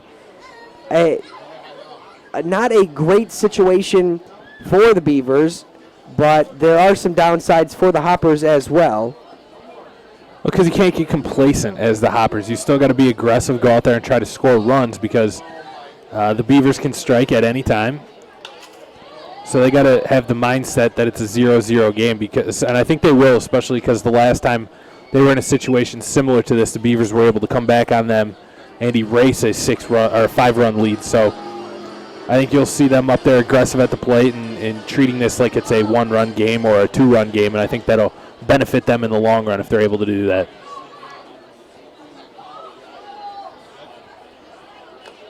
Swing and a foul tip into Caswell's glove, and that'll do it. A 2-out single is stranded, and we're through 5 on the USPBL YouTube channel, 10-3 East Side.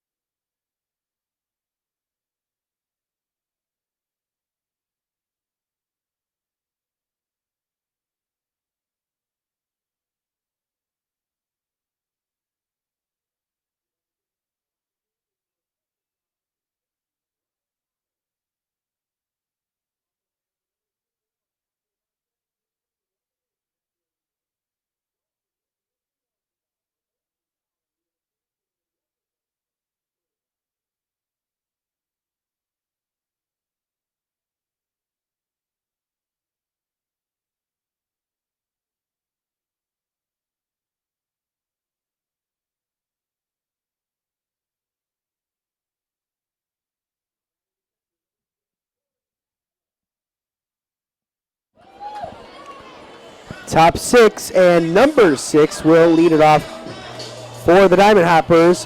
Corey Caswell, and then Chris Allen and Colin Willis. Caswell had the big blow when Neil Kunick came into the game. First pitch he saw from him doubled off the wall in left field to drive in 3 runs. Probably about 6 inches away from a home run. Yeah, it was pretty close to being a grand slam off the bat of Corey Caswell. The ball just kept traveling out there and hit up off, I think it was up near the yellow line that he hit. So just missed that grand slam. Would that have been the first grand salami in the USPBL? I believe so. I believe we have not had a grand slam yet. Houghton throws one high. 1-1 on Caswell.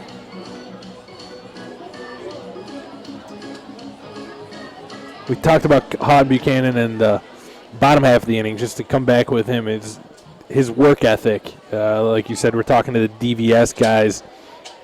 He's here early every day working with them in the morning. He stays.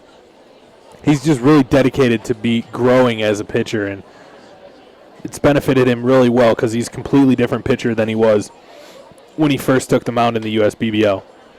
You got that right, and it's a 2-2 count on Caswell.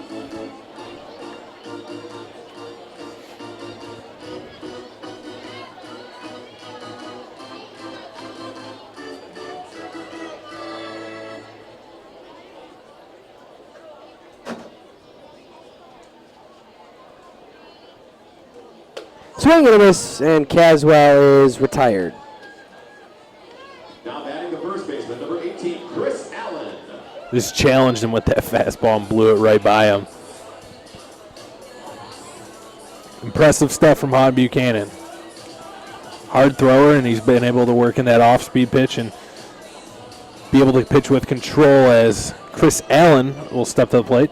2 for 3 in today's game for Allen.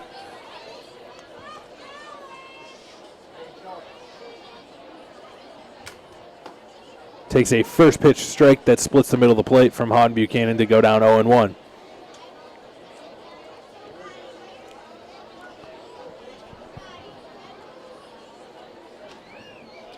Check swing holds up for a called ball.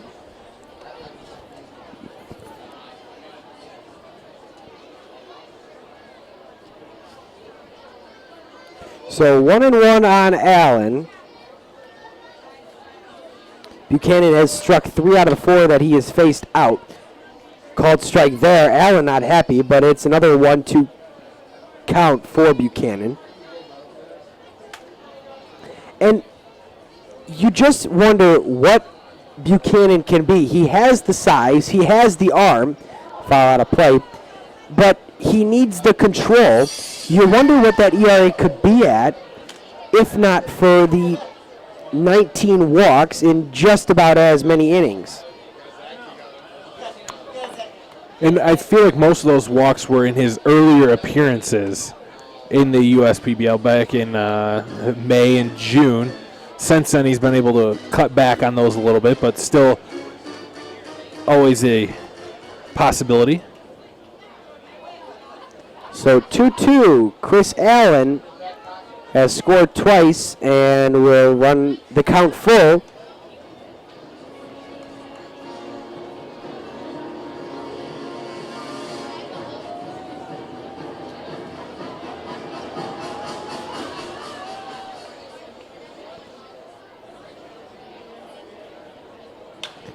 Allen drives one into right field. That'll get into the party patio. Good at bat here from Allen. Able to battle a little bit. Imagine Hod Buchanan will rear back and challenge him with the fastball here. Yeah, not a lot of off-speed pitches from the big righty. Now that you said that, he'll probably snap one off here. Nope, the fastball. And it's another pitch that is fouled away. This will now be the 9th pitch of the at-bat for Houghton Buchanan. 9 pitches to Allen himself. To get the other 4 outs, though, has not needed many. Up and in, and it's a 9-pitch walk. First walk of the day for Buchanan. Good at bat there by Allen. Able to draw the walk.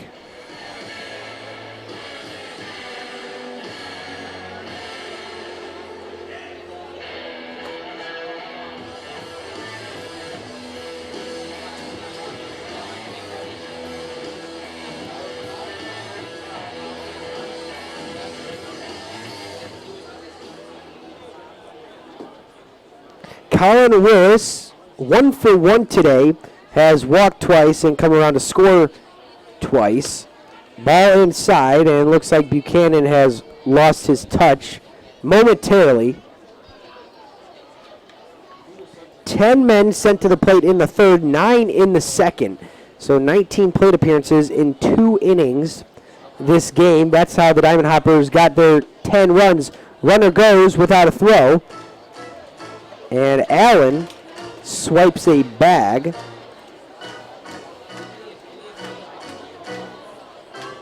His second of the year.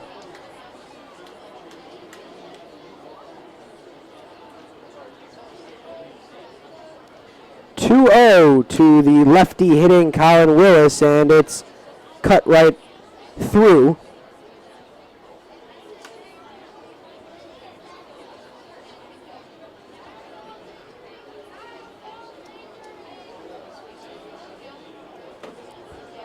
Buchanan will face Cam Stewart, who is in the on-deck circle. He has reached once and scored a run as well. Called strike to Colin Willis.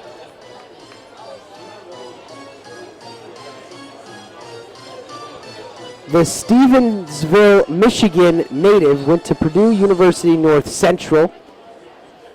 Found his way into the USPBL, plays a good left field. Also has seen him play right field at times. Fouls one out of play. It's 2-2.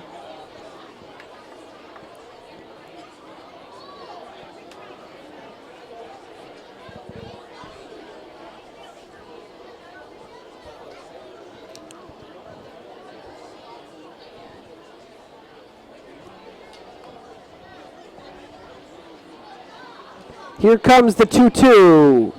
Another foul. I don't know what it is with this top of the 6th inning, but a lot of good at-bats. Yeah, I was going to say, after the 3 batters faced in the 5th inning, Howard Buchanan having some long at-bats here. He had the 9-pitch at-bat to Chris Allen, and now we've seen 6 pitches, the 7th coming right now, 2-2 count to Colin Willis.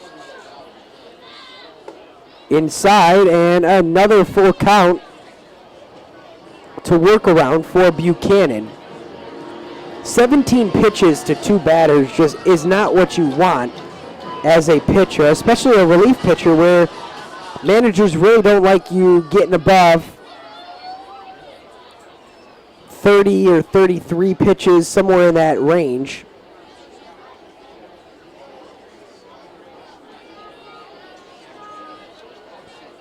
And after the 5th inning, it looked like he was just cruising. The payoff into left field, Worth ranges over for the catch. 2 outs. Allen still at second. Adding the second baseman, number 2, Cam Stewart.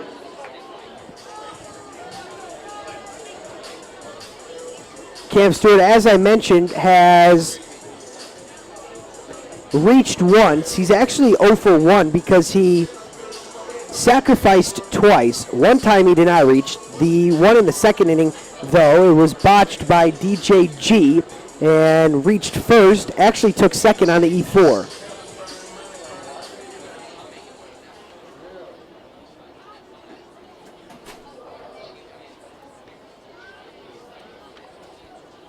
Buchanan ahead of Stewart 0-1 after he fouls one back to the screen.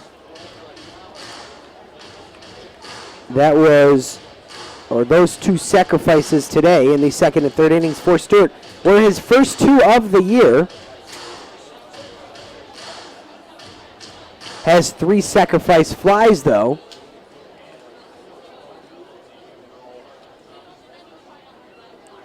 Buchanan ahead 0-1, the pitch. Called strike.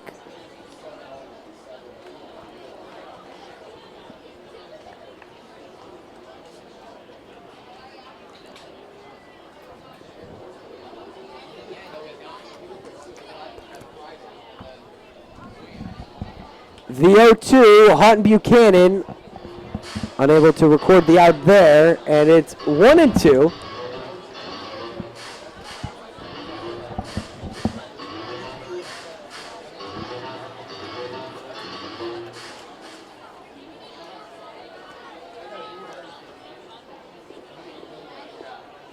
Allen over at second. He stole his second base of the year.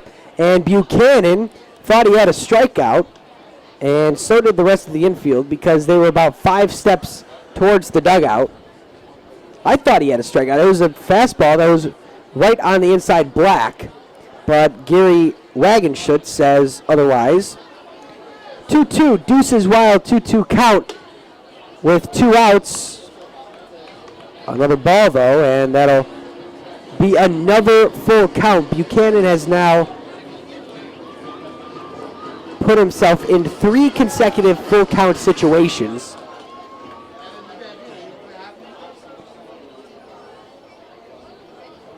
It's a 10-3 ball game. Buchanan trying to keep the deficit at 7. Swing and a miss, and Stewart down on strikes. 4 strikeouts for Houghton, and we're through 5.5. 10-3. East side out in front of Birmingham Bloomfield.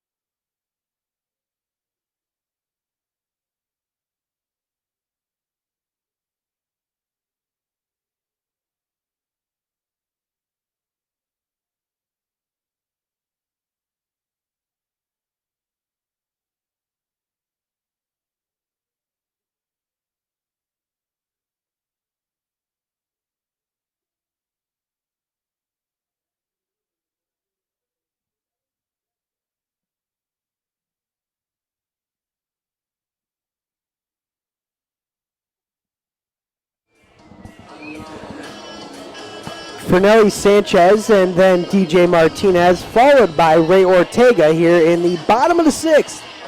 10-3. Hoppers have nailed down this lead for quite some time now,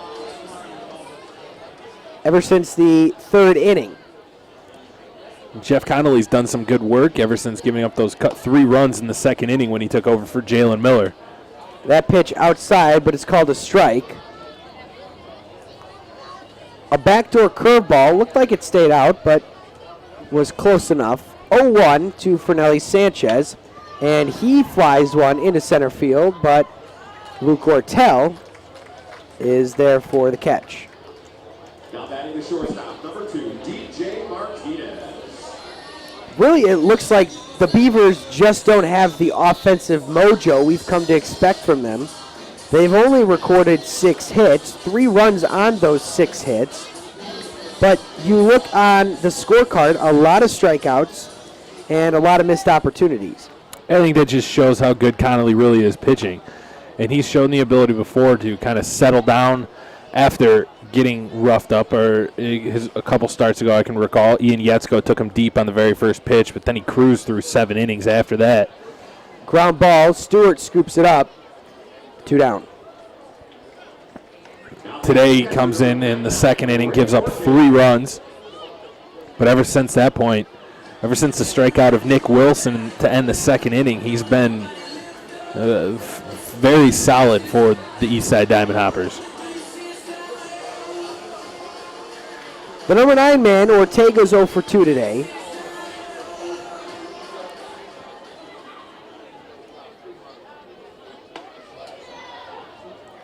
Called strike.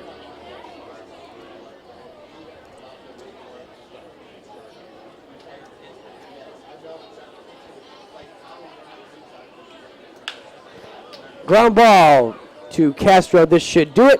And it's a 1-2-3 inning. Connolly dealing. He's gone 5 innings, only giving up those 3 earned runs, and we're through 6.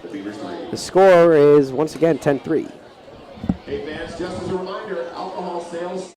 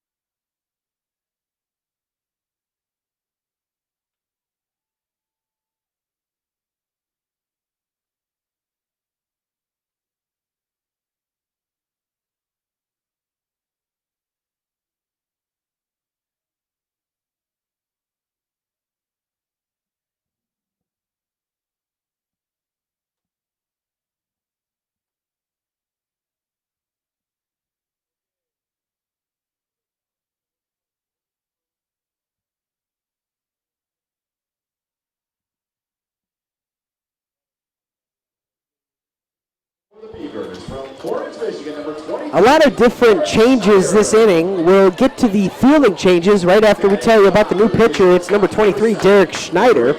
And on the year, Schneider has gone 10 2/3 innings, only given up 3 earned runs for a 2.53 ERA. So pretty good. He relieves Hutton Buchanan, who goes 2 scoreless, strikes out 4. And Logan Sperlin is behind the dish now. Ortega slides to first base. Nick Wilson has exited the game. Also, it looks like Kyle Richards is in center field, so Fernelli Sanchez, his day is done. 2 quick balls. Schneider, the southpaw, facing Castro, who's 1 for 2 today, 2 RBIs, 2 runs scored.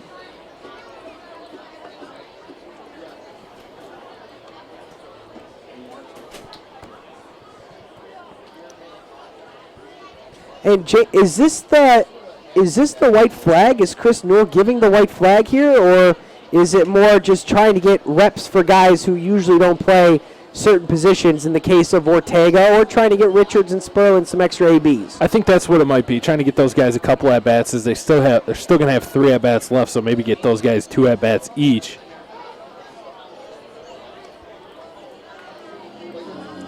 Top of the 7th, 10-3.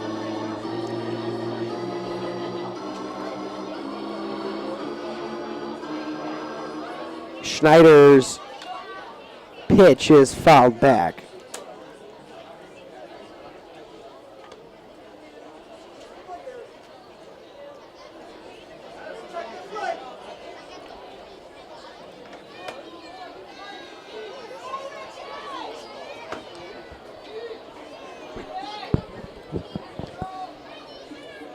Swing and a miss. Castro down on strikes.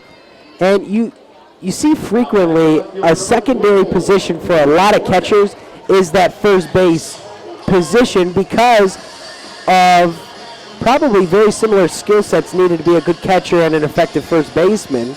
Yeah, I do believe this is the first time we're seeing Ortega down at first base, but you see him every day in batting practice and out there at first base taking some ground balls and fielding throws from the other fielders at first base. So probably not something he's not accustomed to it, but we'll see him playing first base here in a game for the first time.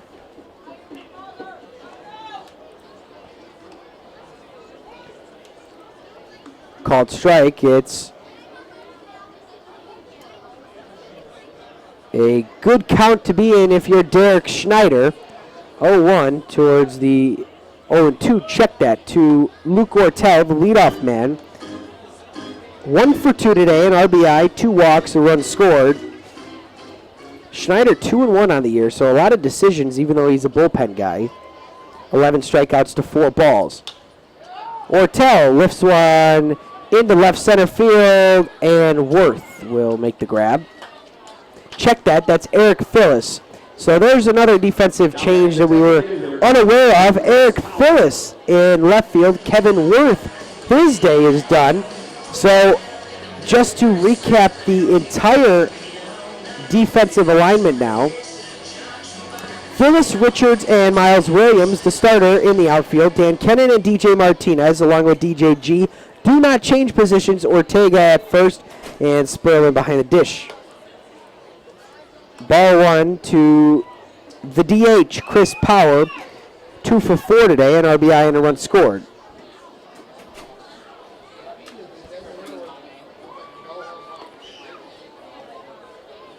Pretty good day for Chris Power, has struck out once, but those 2 hits that were both shots to left field, they were no cheapies.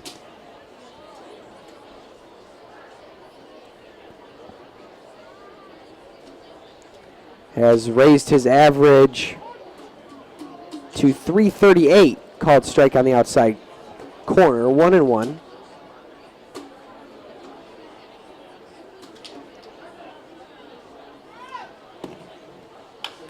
And it's a bouncer that G gloves and makes an easy toss to Ortega. And that's a 1-2-3 inning for the southpaw Derek Schneider. It's time to stretch here at Jimmy John's Field. 10-3. Hoppers still have that lead. And a special peanut-free rendition of Take Me Out.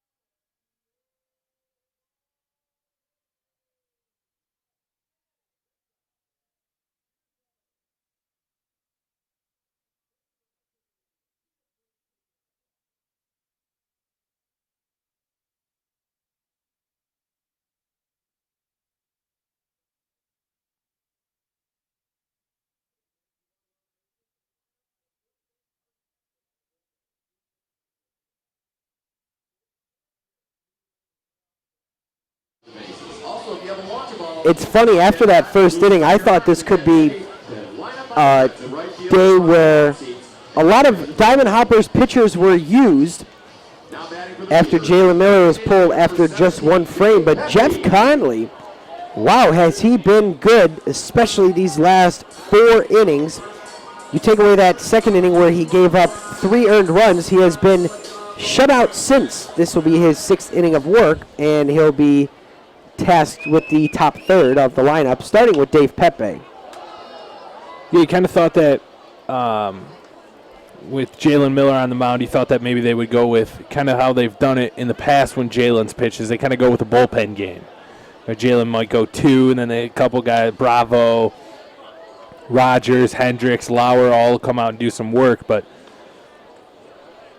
got that 4-0 lead in the second, and they decided to go with Jeff Connolly to maybe lock this one down like we thought. And it looked a little shaky at first, but ever since giving up those 3 runs in the second, he's been pretty stellar. Bottom 7, and it's an 0-2 count to Pepe. Ball inside.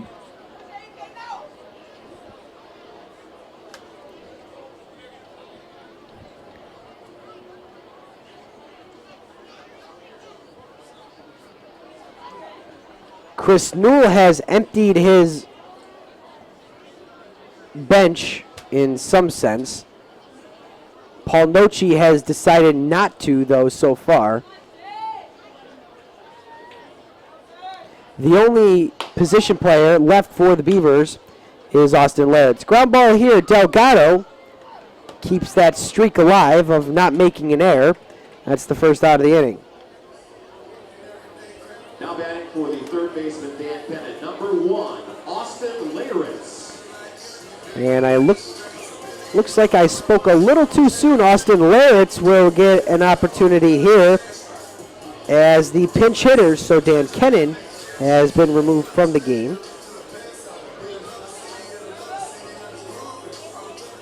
Laird's on the year, 231, 2 RBIs, and has really perked up as of late. Middle infielder by trade, but could see some action at third base. My guess is DJG will slide over to third base, and we'll see Laird's take over at second. I would agree with you on that one. Laird's fouls one out of play. It's 1-1 on the second baseman. Keep in mind Nick Wilson out of the game. And with all those defensive changes, not really sure who entered for Wilson.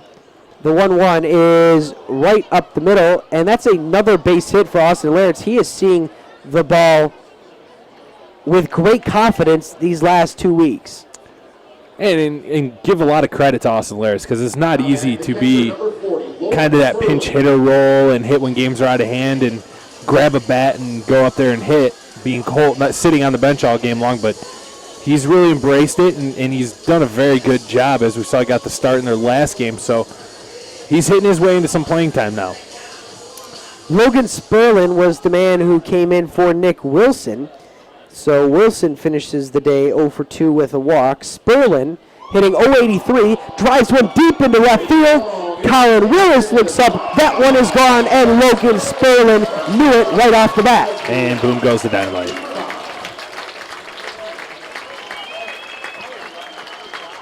Sperlin's first of the year. It's a 2-run shot, and already the backups are paying dividends for Chris Newell.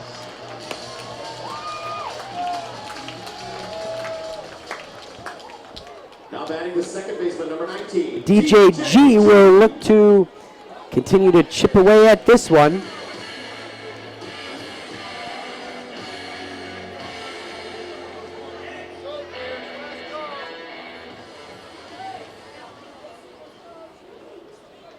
So now 5 runs given up by Conley, but it really hasn't seemed like that many.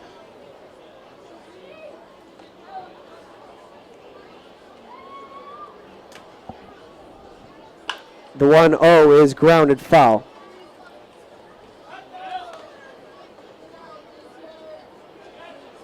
I think it hasn't seemed like that many because the lead has been so extravagant all day long for the Hoppers.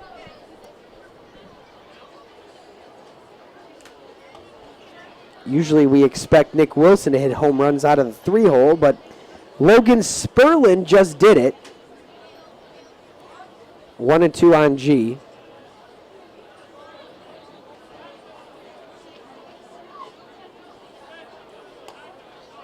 Ball outside.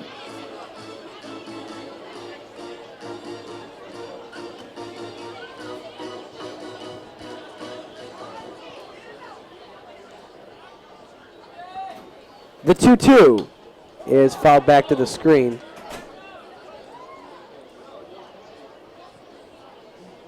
But that's what you were talking about, James, is that it gets guys like Lurtz and Sperlin some at-bats, and in this inning, they are the offense so far.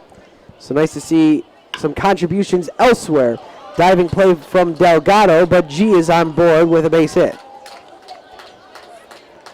3 straight hits for the Beavers.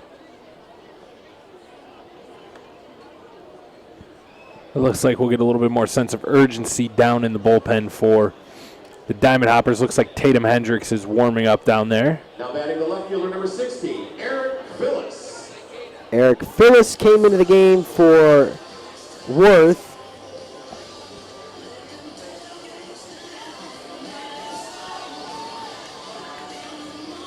So Worth goes 1 for 3 with 2 strikeouts. And Phillips on the year, 174 with 10 RBIs.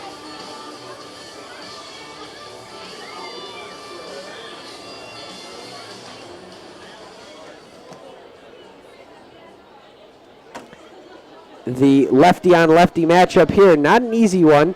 That one slides past Caswell, and G will advance on the wild pitch. Or pass ball, I guess you would call it.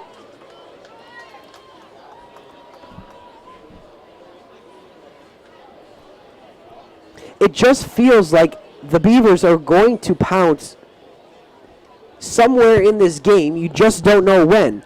There's a strike to Phyllis. Yeah, the Beavers now have 9 hits in this game for 5 runs. And we've said it all along that they can strike it very quickly, as Phyllis kind of has a half-hearted swing that he fouls one off. Not sure what kind of swing that was, but it puts them in the hole 1-2. But with their offensive ability, they can strike at any given moment. We saw Sperlin's home run for the 2 runs here, make it a 10-5 game. The 1-2 is overthrown. It's 2-2. Anything can happen in USPBL baseball. We've seen some pretty crazy things, some pretty crazy plays. It's a long season, and you see a lot of different things fall out of play. I remember when the Unicorns were able to erase a 4-run deficit in the bottom of the 9th, and Kyle Richards hit a walk-off home run way back early on a Sunday afternoon. Father's Day? I think it was Father's Day. Activity in the Diamond Hoppers bullpen. Looks to be a righty.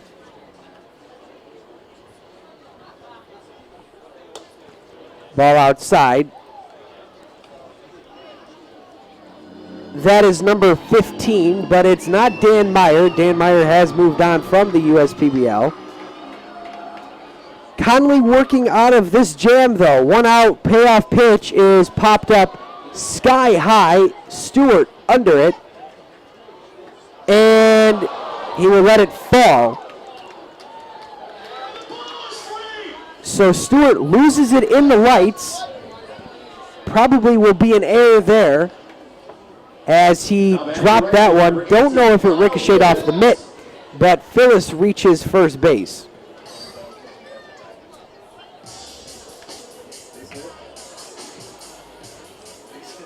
So the official ruling there will be a base hit. And we will have what looks to be a pitching change. We'll tell you about the new Diamond Hoppers pitcher when we get back. It's 10-5, Hoppers out in front, but the Beavers are threatening with 1 out.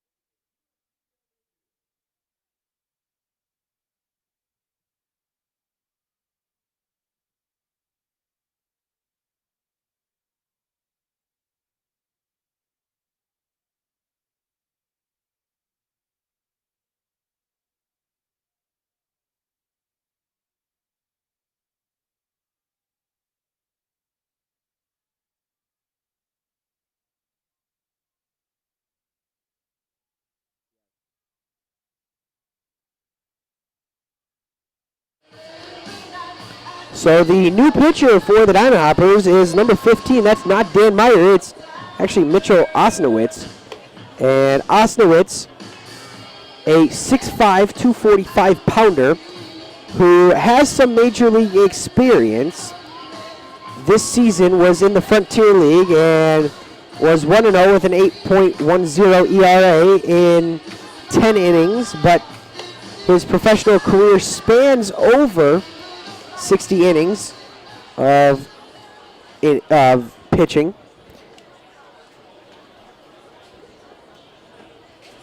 Now batting to right fielder number 18. He will face Miles Williams, who is 1 for 2 today with a walk and a run scored. And don't forget, there are 2 Beavers on base. Had a change in scoring. Phyllis reaches on the E4. Cam Stewart not able to come up with the pop-up. So a home run here, and Williams has 6 of them. Would have really changed the game. Jeff Conley still responsible for both runners. Swing and a miss. And looks like Osnowitz has a little gas in the tank, especially in that right arm. Big guy, 6'5". You already mentioned that. I saw him down in the locker room today as he got here, newcomer, and he had to come up and get his headshot, but very broad shoulders, big dude. Ground ball through the right side, a base hit.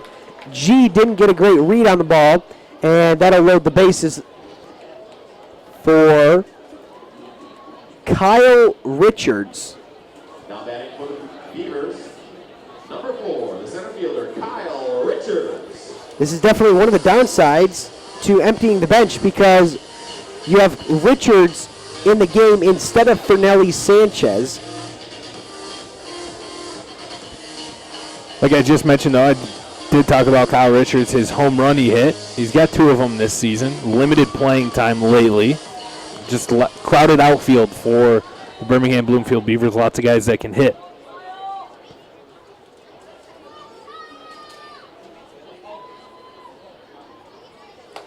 Ball outside, that's called a strike.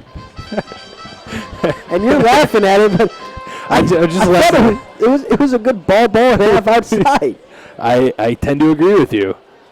The only one that didn't was the home plate umpire. I even put it in there as a strike. I just liked how you said that. And the ball outside is called a strike.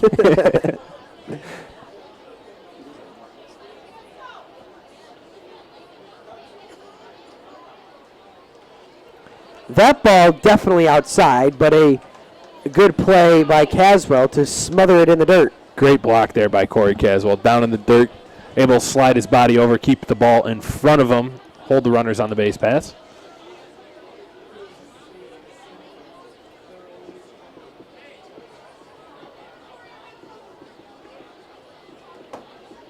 Osnowitz trying to work out of a jam. Martinez on deck. Only 1 out, bases loaded.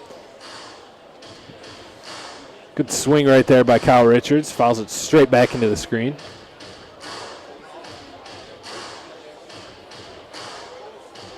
I believe it's 1-2. Scoreboard has it up there, 2-1. The pitch outside called a strike, and then a ball in the dirt, and the foul puts the count at 1-2. And it's a ground ball slowly to Stewart. He'll go to second, and Castro's relay not in time. That'll get a run in off the bat of Kyle Richards. So it's 10-6. Now batting the shortstop, number 2, DJ Martinez.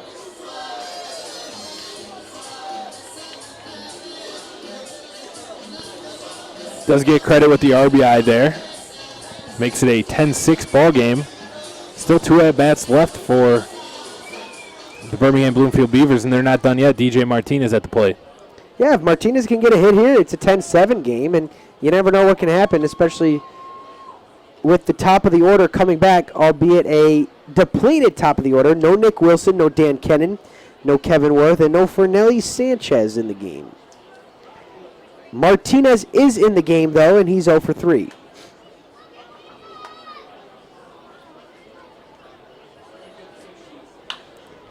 pops one up. Stewart has another opportunity here, or will it be Allen? It will be Stewart, and he drops it again. Oh, goodness.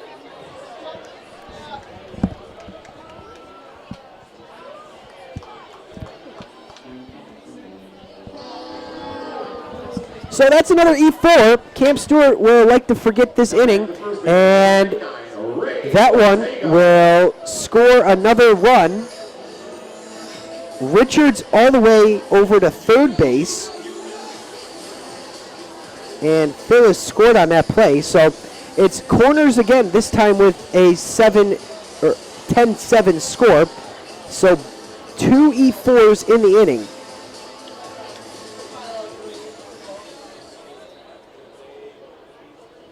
On 2 pop-ups that should have been caught. That keeps it alive for Ray Ortega, the first baseman, and he lines a ball that Booth catches on the run.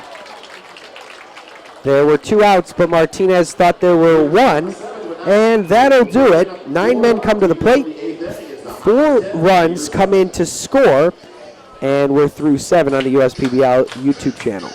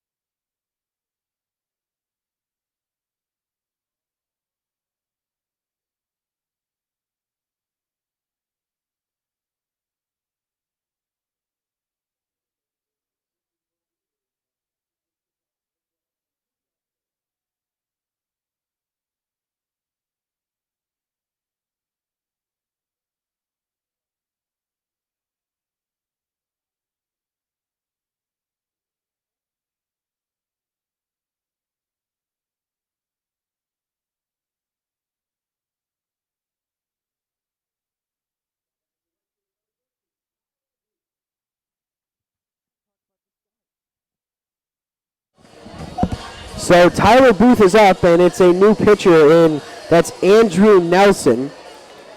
14 appearances so far, 22 innings, 5 earned runs, a 2.04 ERA, and Booth cuts and misses.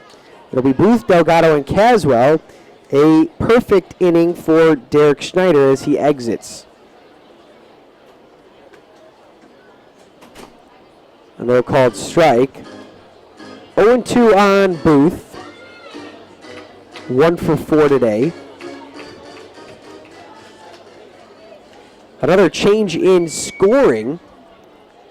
The official scorer has given DJ Martinez a hit instead of reaching on an error. So only 1 E4 that inning, 5 hits that inning, 4 runs, an error, 2 left on. It's now 10-7 as we're in the top of the 8th inning. Nelson, another SEC arm. We have a lot of SEC or former SEC arms. Kentucky is where Nelson went.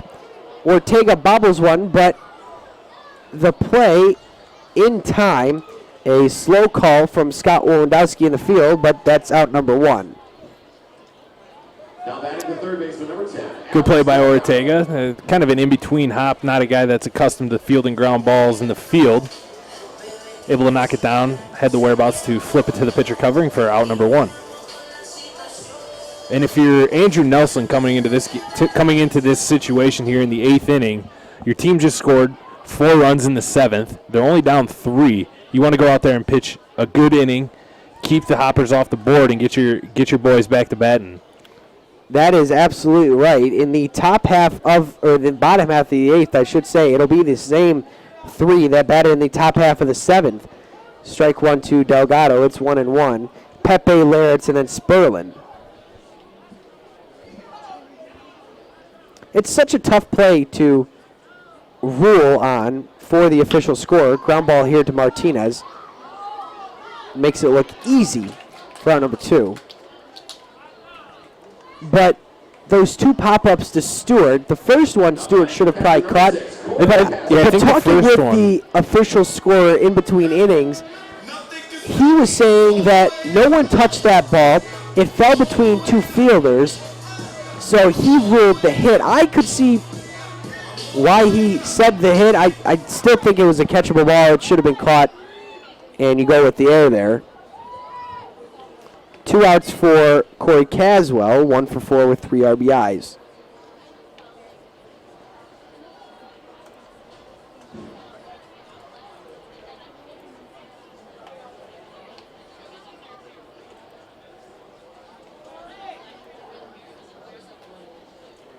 Nelson works only from the stretch and is even with Caswell at 1 here.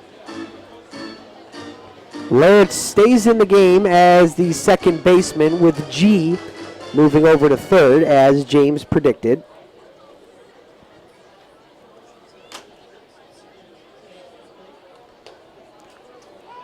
Called strike to Caswell, 1-2. So only 2 of the original 8 starting position players, aside from the pitcher, are in their same spots. That's Martinez and Williams. A check swing, but it looked to be fouled off.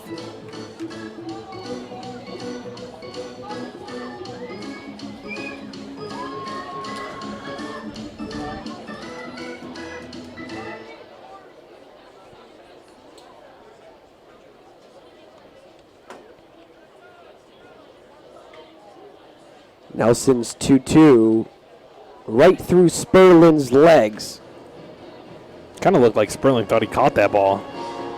He did not. Before that hit, Sperlin was 1 for 12. He's now 2 for 13. RBIs number 2 and 3 for the big fella.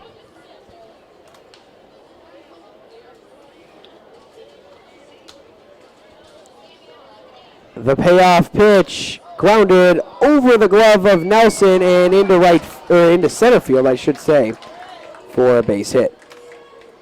That one kind of squeaked through 3 different fielders over the pitcher's head and right in between Laritz making a backhanded attempt, and DJ Martinez was behind him trying to make an attempt on that ball, but found its way onto center field for another base hit for Corey Caswell's second of the day. Allen has reached 3 times. 2 singles, a walk, a stolen base, 2 runs.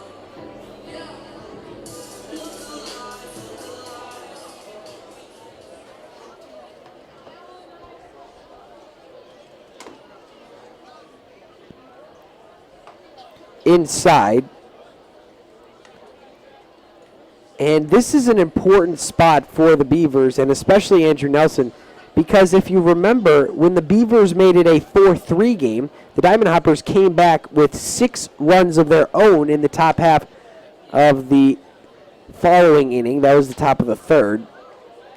Beavers trying to hold this at a 3-run game now with 6 outs to work with, the bottom of the 8th and the bottom of the 9th if necessary. Strike 1 to Allen, 2-1.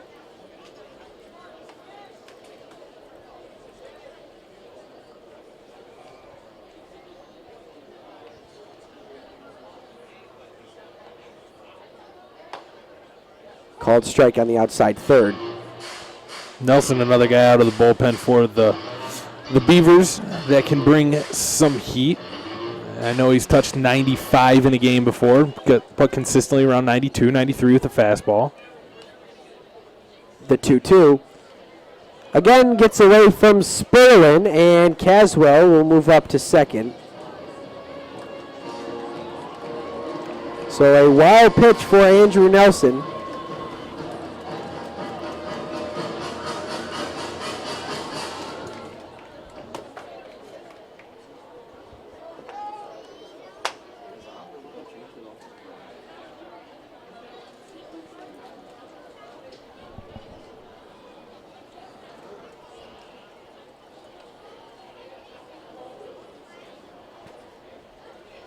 Nelson's 3-2. Got him, strike three. Now, Allen mixed up, was expecting something soft, instead got the fastball right down the middle. And a 2-out hit is stranded. We head to the bottom of the eighth, 10-7.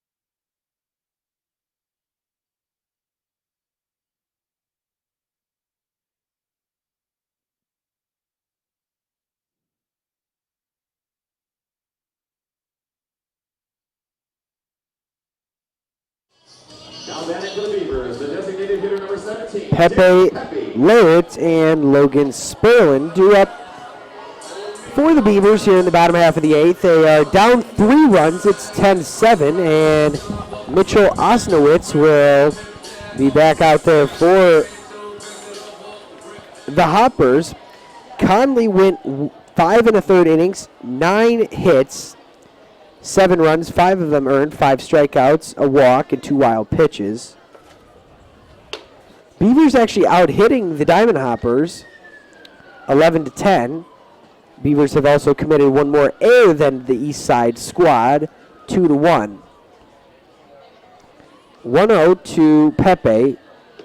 Make that 2-0 after Osnowitz goes high, then goes low, and we'll look to go right down the middle here in a 2-0 count. 1 for 4, 2 RBIs, and a run scored for Dave Pepe.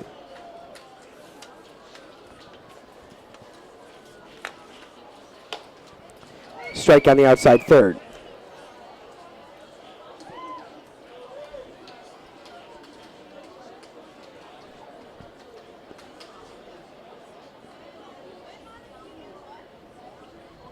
The 2-1 in the same spot for another called strike, and it's 2-2.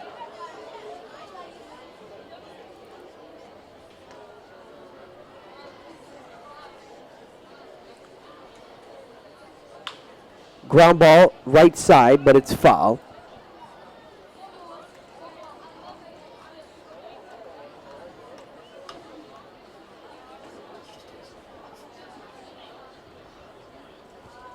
So it's 2-2 on Pepe.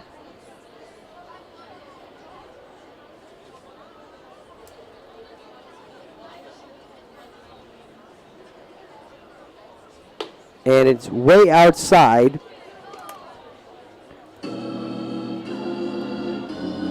Osnowitz was born in 1991 in Normal, Illinois. Where was it?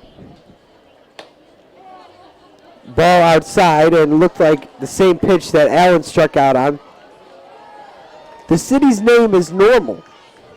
Now batting, the second baseman, number 1. But you got a bunch of basic people from Normal, Indiana.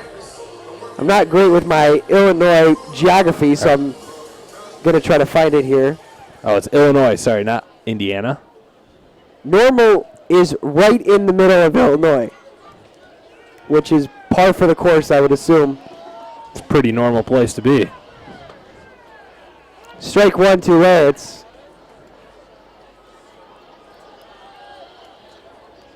Well, although he was born in Normal, Illinois, he's very abnormal. He's playing professional baseball. Very not average. Check swing is bounced to Oslowitz. He stumbles and tosses to Allen in time.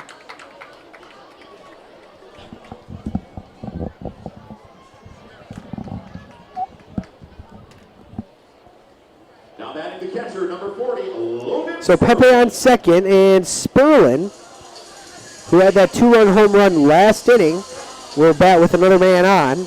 And another home run here will close the gap to 1.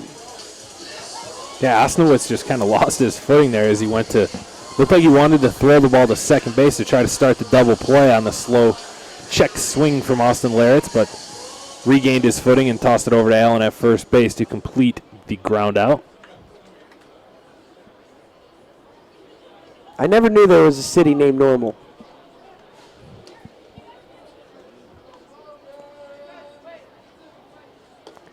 Ball outside. Sperlin, as I mentioned, 1 for 1 with that 2-run shot.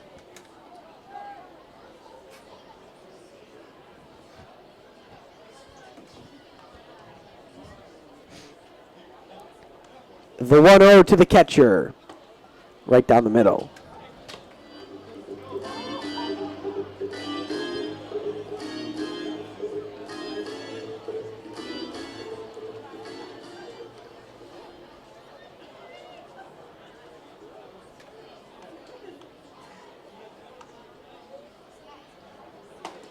Swing and a miss, and Sperlin is down 1-2.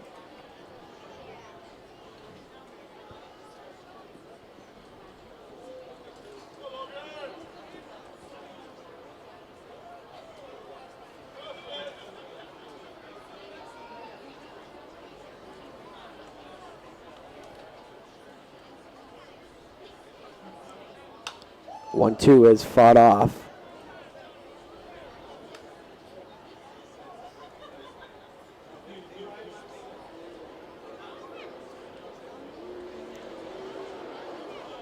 The oldest public university in Illinois, Illinois State University, is located in Normal.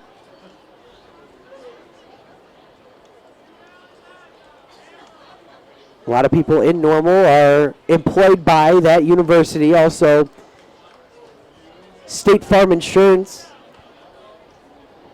is a big piece of the Normal community,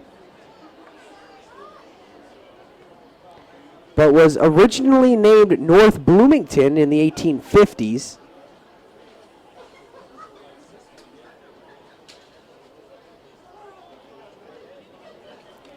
And holds just about 45,000 people. So there's some fun facts about Normal, Illinois, which is Mitchell Osnowitz's hometown, or at birthplace at the very least. It's a 2-2 count on Logan Sperlin.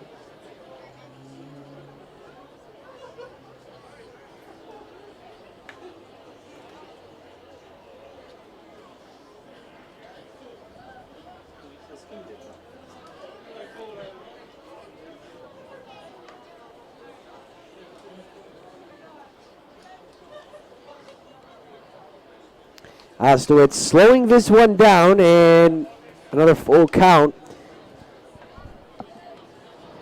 Really, the pace. You okay there? I got really excited about what I was going to say. The pace of this game has really slowed down once the bullpen has come in, that being Osnowitz. I don't count Jeff Connolly as a bullpen appearance, even though it was. Ground ball here, Castro over to Allen. But you look at it, and the rhythm has just not been in sync. Conley had a nice rhythm going, did give up 7 runs, though, but Osnowitz is lethargic almost on the mound. Yeah, he does take a little bit of time between pitches. DJG, one of the few starters in the game still for the Beavers. 1 for 3 with a single and a run scored. Runner on third with 2 outs. Swings and misses at the first offering.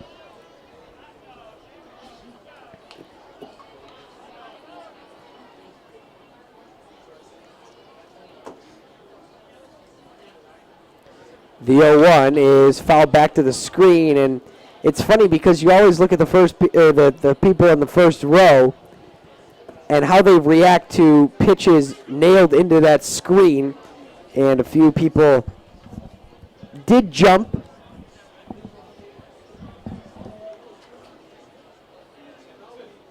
So it's an 0-2 count on the second baseman, DJG.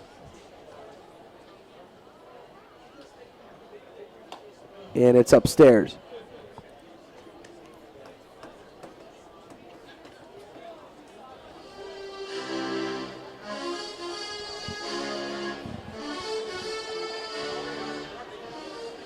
Osnowitz taking his time on the mound. And it's another foul out of play.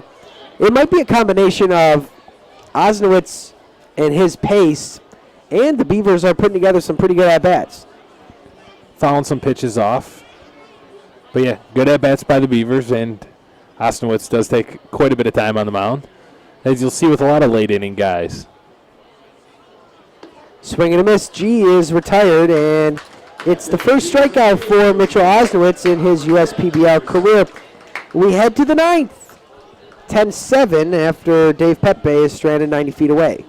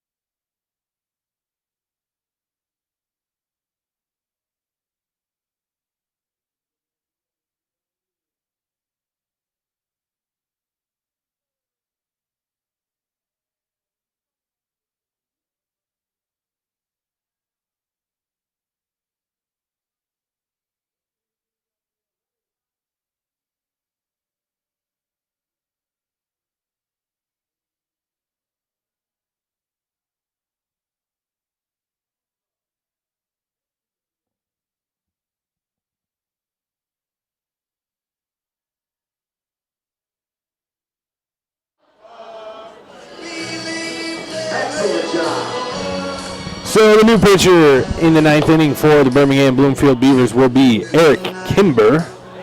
17th appearance out of the bullpen, 18 innings pitched, 14 hits, 8 runs, 6 of them earned, 9 walks to 25 strikeouts.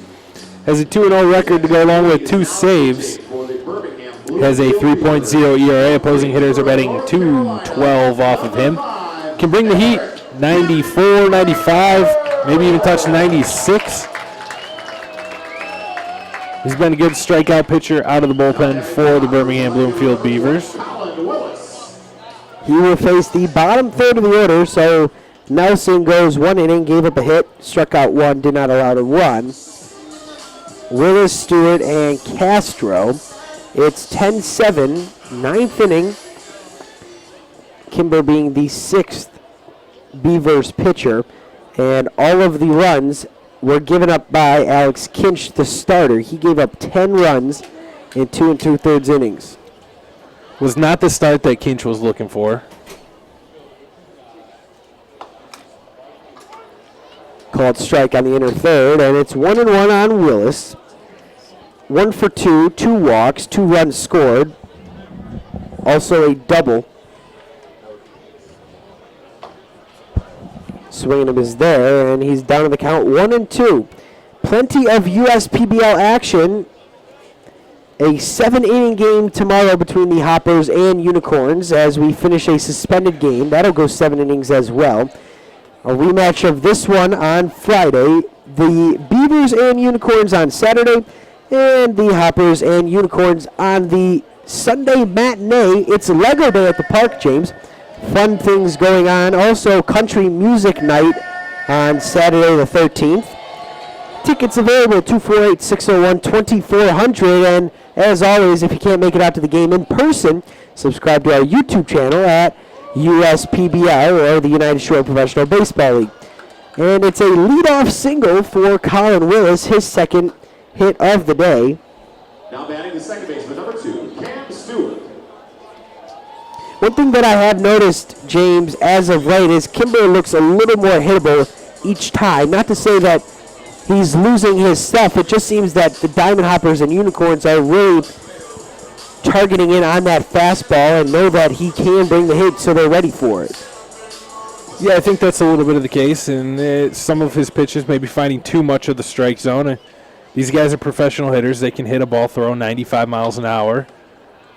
That pitch was very well located on the outside part of the plate there for a called strike.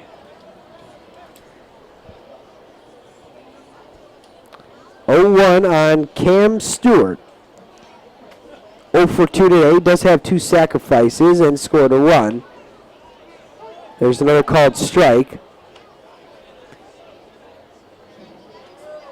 The first 7 runs of this one all scored by the bottom 4 hitters in the lineup: Allen, Willis, Stewart, and Castro.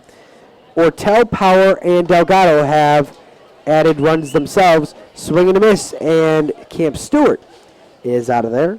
Now batting the shortstop, number 7, Ricky Castro. Every Beavers pitcher now has at least 1 strikeout. And to go a little further, 5 of the 6 Beavers pitchers have only struck out 1. The only one who did not strike out just 1 was Buchanan. He struck out 4. Ground ball. Ortega lets it eat him up, and Kimber had an opportunity at it as well. It'll be an E3. Runners on first and second now, so an error on the new first baseman. That was Ricky Castro who sped down the first base line. Luke Ortel.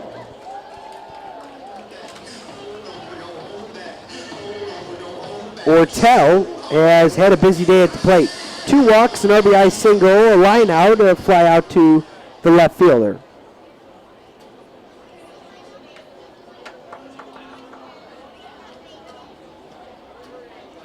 Kimber sets and delivers a fastball that's inside. It's one of those pitches where if Kimber would have hit his spot, or if Sperling was set up where Kimber's pitch was, there's a possibility for it to be called a strike. The 1-0 outside. So Kimber has tried both sides of the plate and has been unsuccessful both times. That one just missed, just a little too far outside. We have seen some of those outside pitches called strikes tonight, though. That one just a little too far. Ortel lines a single into right field. It eats up Williams, and that'll allow Willis to come around and score. So an RBI single for Luke Ortel, his second RBI of the day. Now batting the designated hitter, number 22, Chris Power.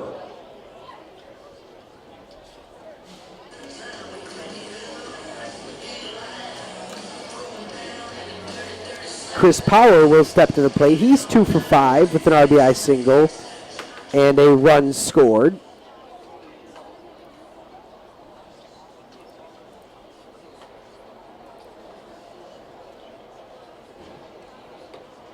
Swing and a miss. Kimber pulled the string on that one and had Power way out in front of it, trying to do some damage with that swing.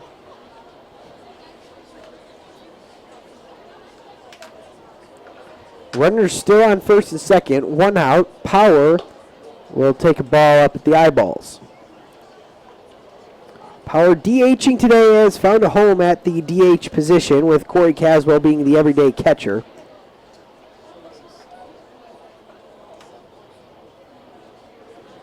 The 1-1 pitch, Kimber takes a little bit of time to get the signals from Sperlin. Sperlin sets out inside, and the pitch hits the spot. It's 1-2 now.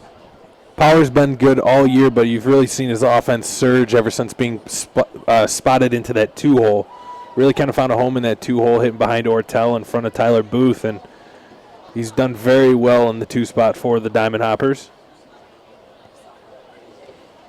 1-2 is outside. And he's an interesting and unique 2-hole hitter because he's hitting over 320. Actually at 333 now, but also can steal a few bases, 4 swipes on the year. Doesn't have a home run, but does have some gap power. Uses all the fields. The 2-2 is outside, and that'll run the count full.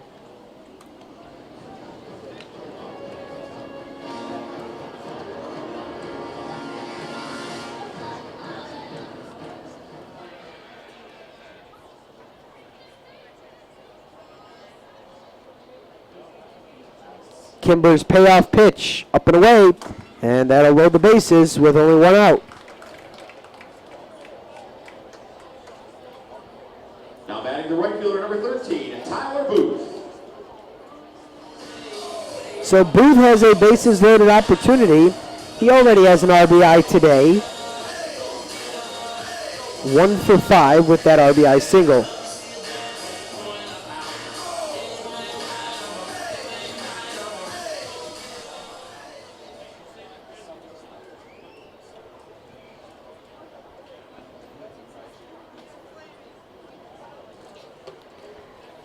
Ball inside. Clocked at 93 miles an hour. Pop foul out of play. Booth from Litchfield Park, Arizona, was actually drafted in the 13th round of the 2012 amateur draft for Major League Baseball. So some Major League scouts really liked what they saw out of Booth. Taps one foul, he's down to the count 1-2. And we've seen flashes of what he can do. He's in a little bit of a slump now. He's 4 for his last 24, but there was a 10-day stretch where he was knocking the cover off the ball. Yeah, knocking the cover off the ball, gap to gap, 4 home runs during that span, so can really hit there, but you see baseball players go through slumps all season long as he swung on and missed at that off-speed offering from Eric Kimber to strike out. But so 2 outs for Delgado. He has an opportunity with the bases loaded now.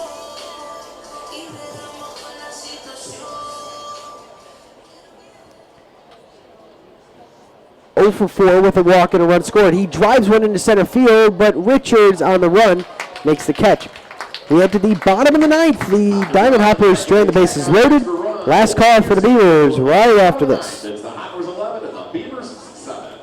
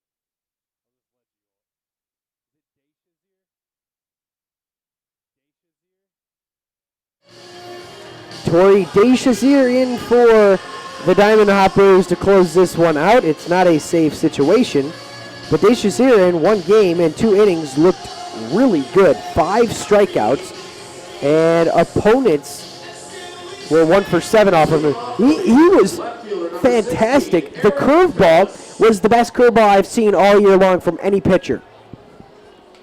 He'll look to retire the Beavers in order and get out of this one with a win to start off the week for the Eastside Diamond Hoppers. I think that's what they had in mind coming into this one. They would move within 3.5 games of that first place podium. Deshazier delivers a first pitch ball to Eric Phyllis, the second pitch in the same spot, so it's 2-0. On Phyllis, who reached on an E4 back in the 7th.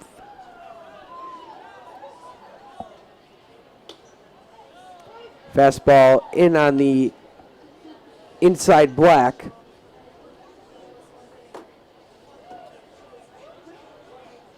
The 2-1 is right there again, 2-2. The thing I love about Deshazier is he throws 93, 94 miles an hour, and his control is incredible. The 2-2 is tapped foul. And that's what you want out of a guy coming out of the bullpen. You want him to have good control, be around the strike zone, but still have the ability to miss some bats, and he can do that with his fastball and curveball.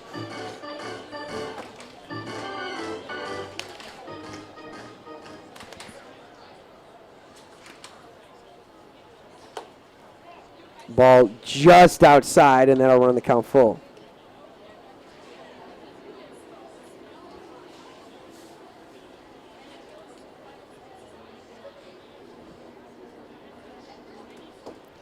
Deshazier's 3-2 pitch is shot foul.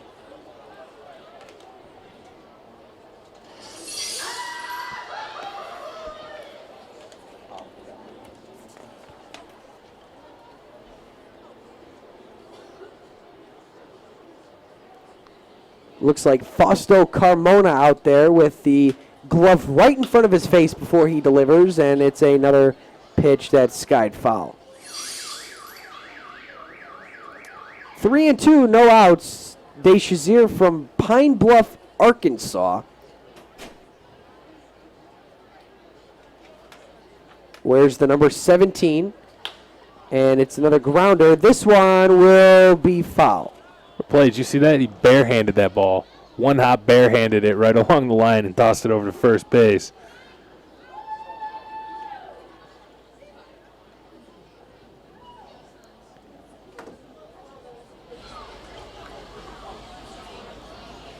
Phyllis 0 for 1, but did score back in the 7th.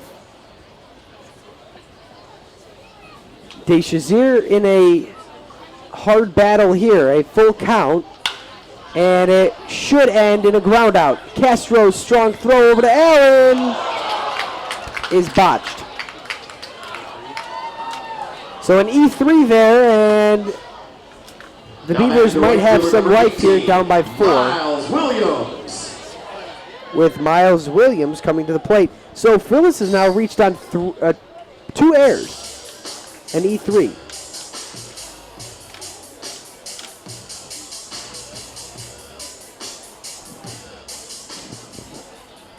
Williams, 2 for 3 today, a walk and a run scored. I think I spoke too soon on that one. I thought Castro would have made a strong throw. It was a good throw. Swing and a miss, and Williams is down to the count 0-1, but the ball squirts away, and Phyllis will take second. Allen looked to have a good opportunity to scoop up that ball.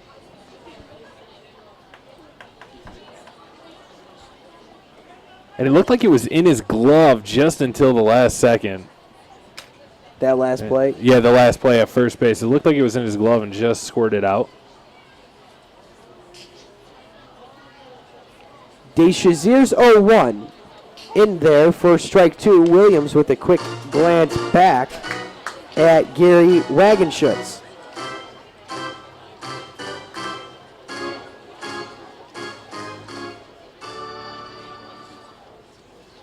So it's an 0-2 count to the free swinging Miles Williams. And he puts a big crack into that one, and it's out of play.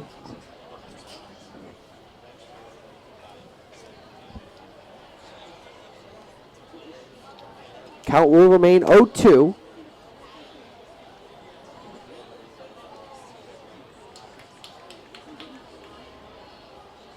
And there's the curveball. It's a slow tapper that Deshazier fields.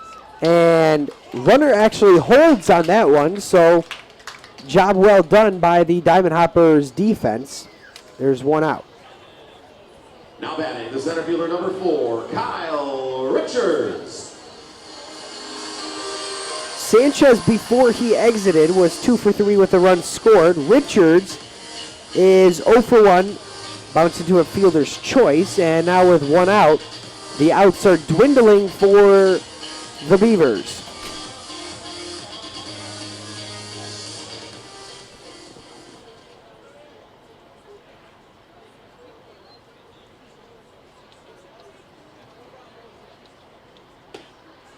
Ball 1.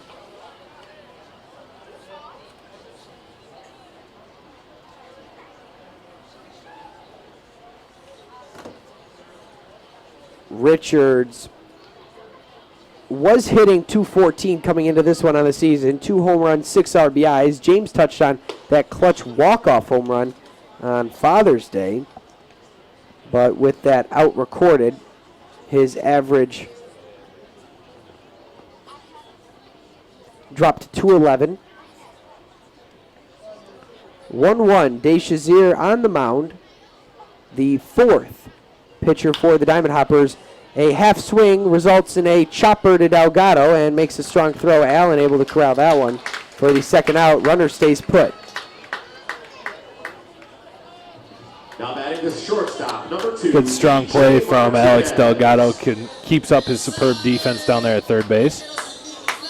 The left side of their infield's really strong, I feel. Ricky Castro's a really good fielding shortstop, and Alex Delgado showed a lot of ability and strong fielding at the hot corner for the Diamond Hoppers.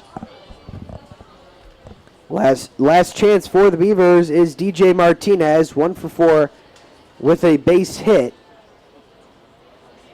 A little pop-up into right field, right on the line.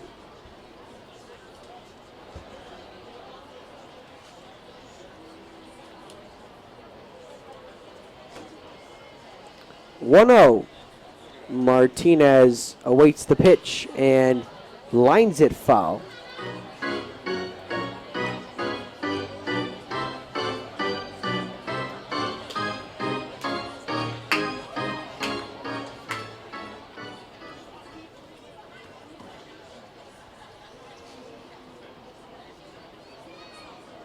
Deshazier checks Phyllis, no one covering. Curveball sails outside.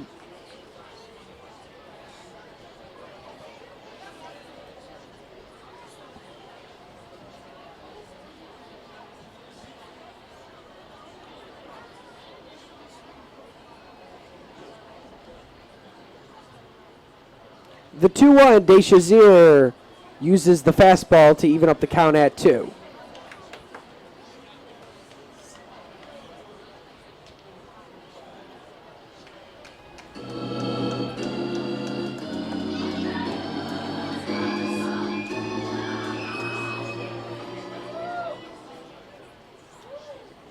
Back here tomorrow, pregame at 5:50 to finish up the July 13th suspended game between the Hoppers and Unicorns. So tune in then. Ball over the head of Martinez, and that'll push the count full. 2 outs, 3-2 count. Runner on second, an 11-7 score.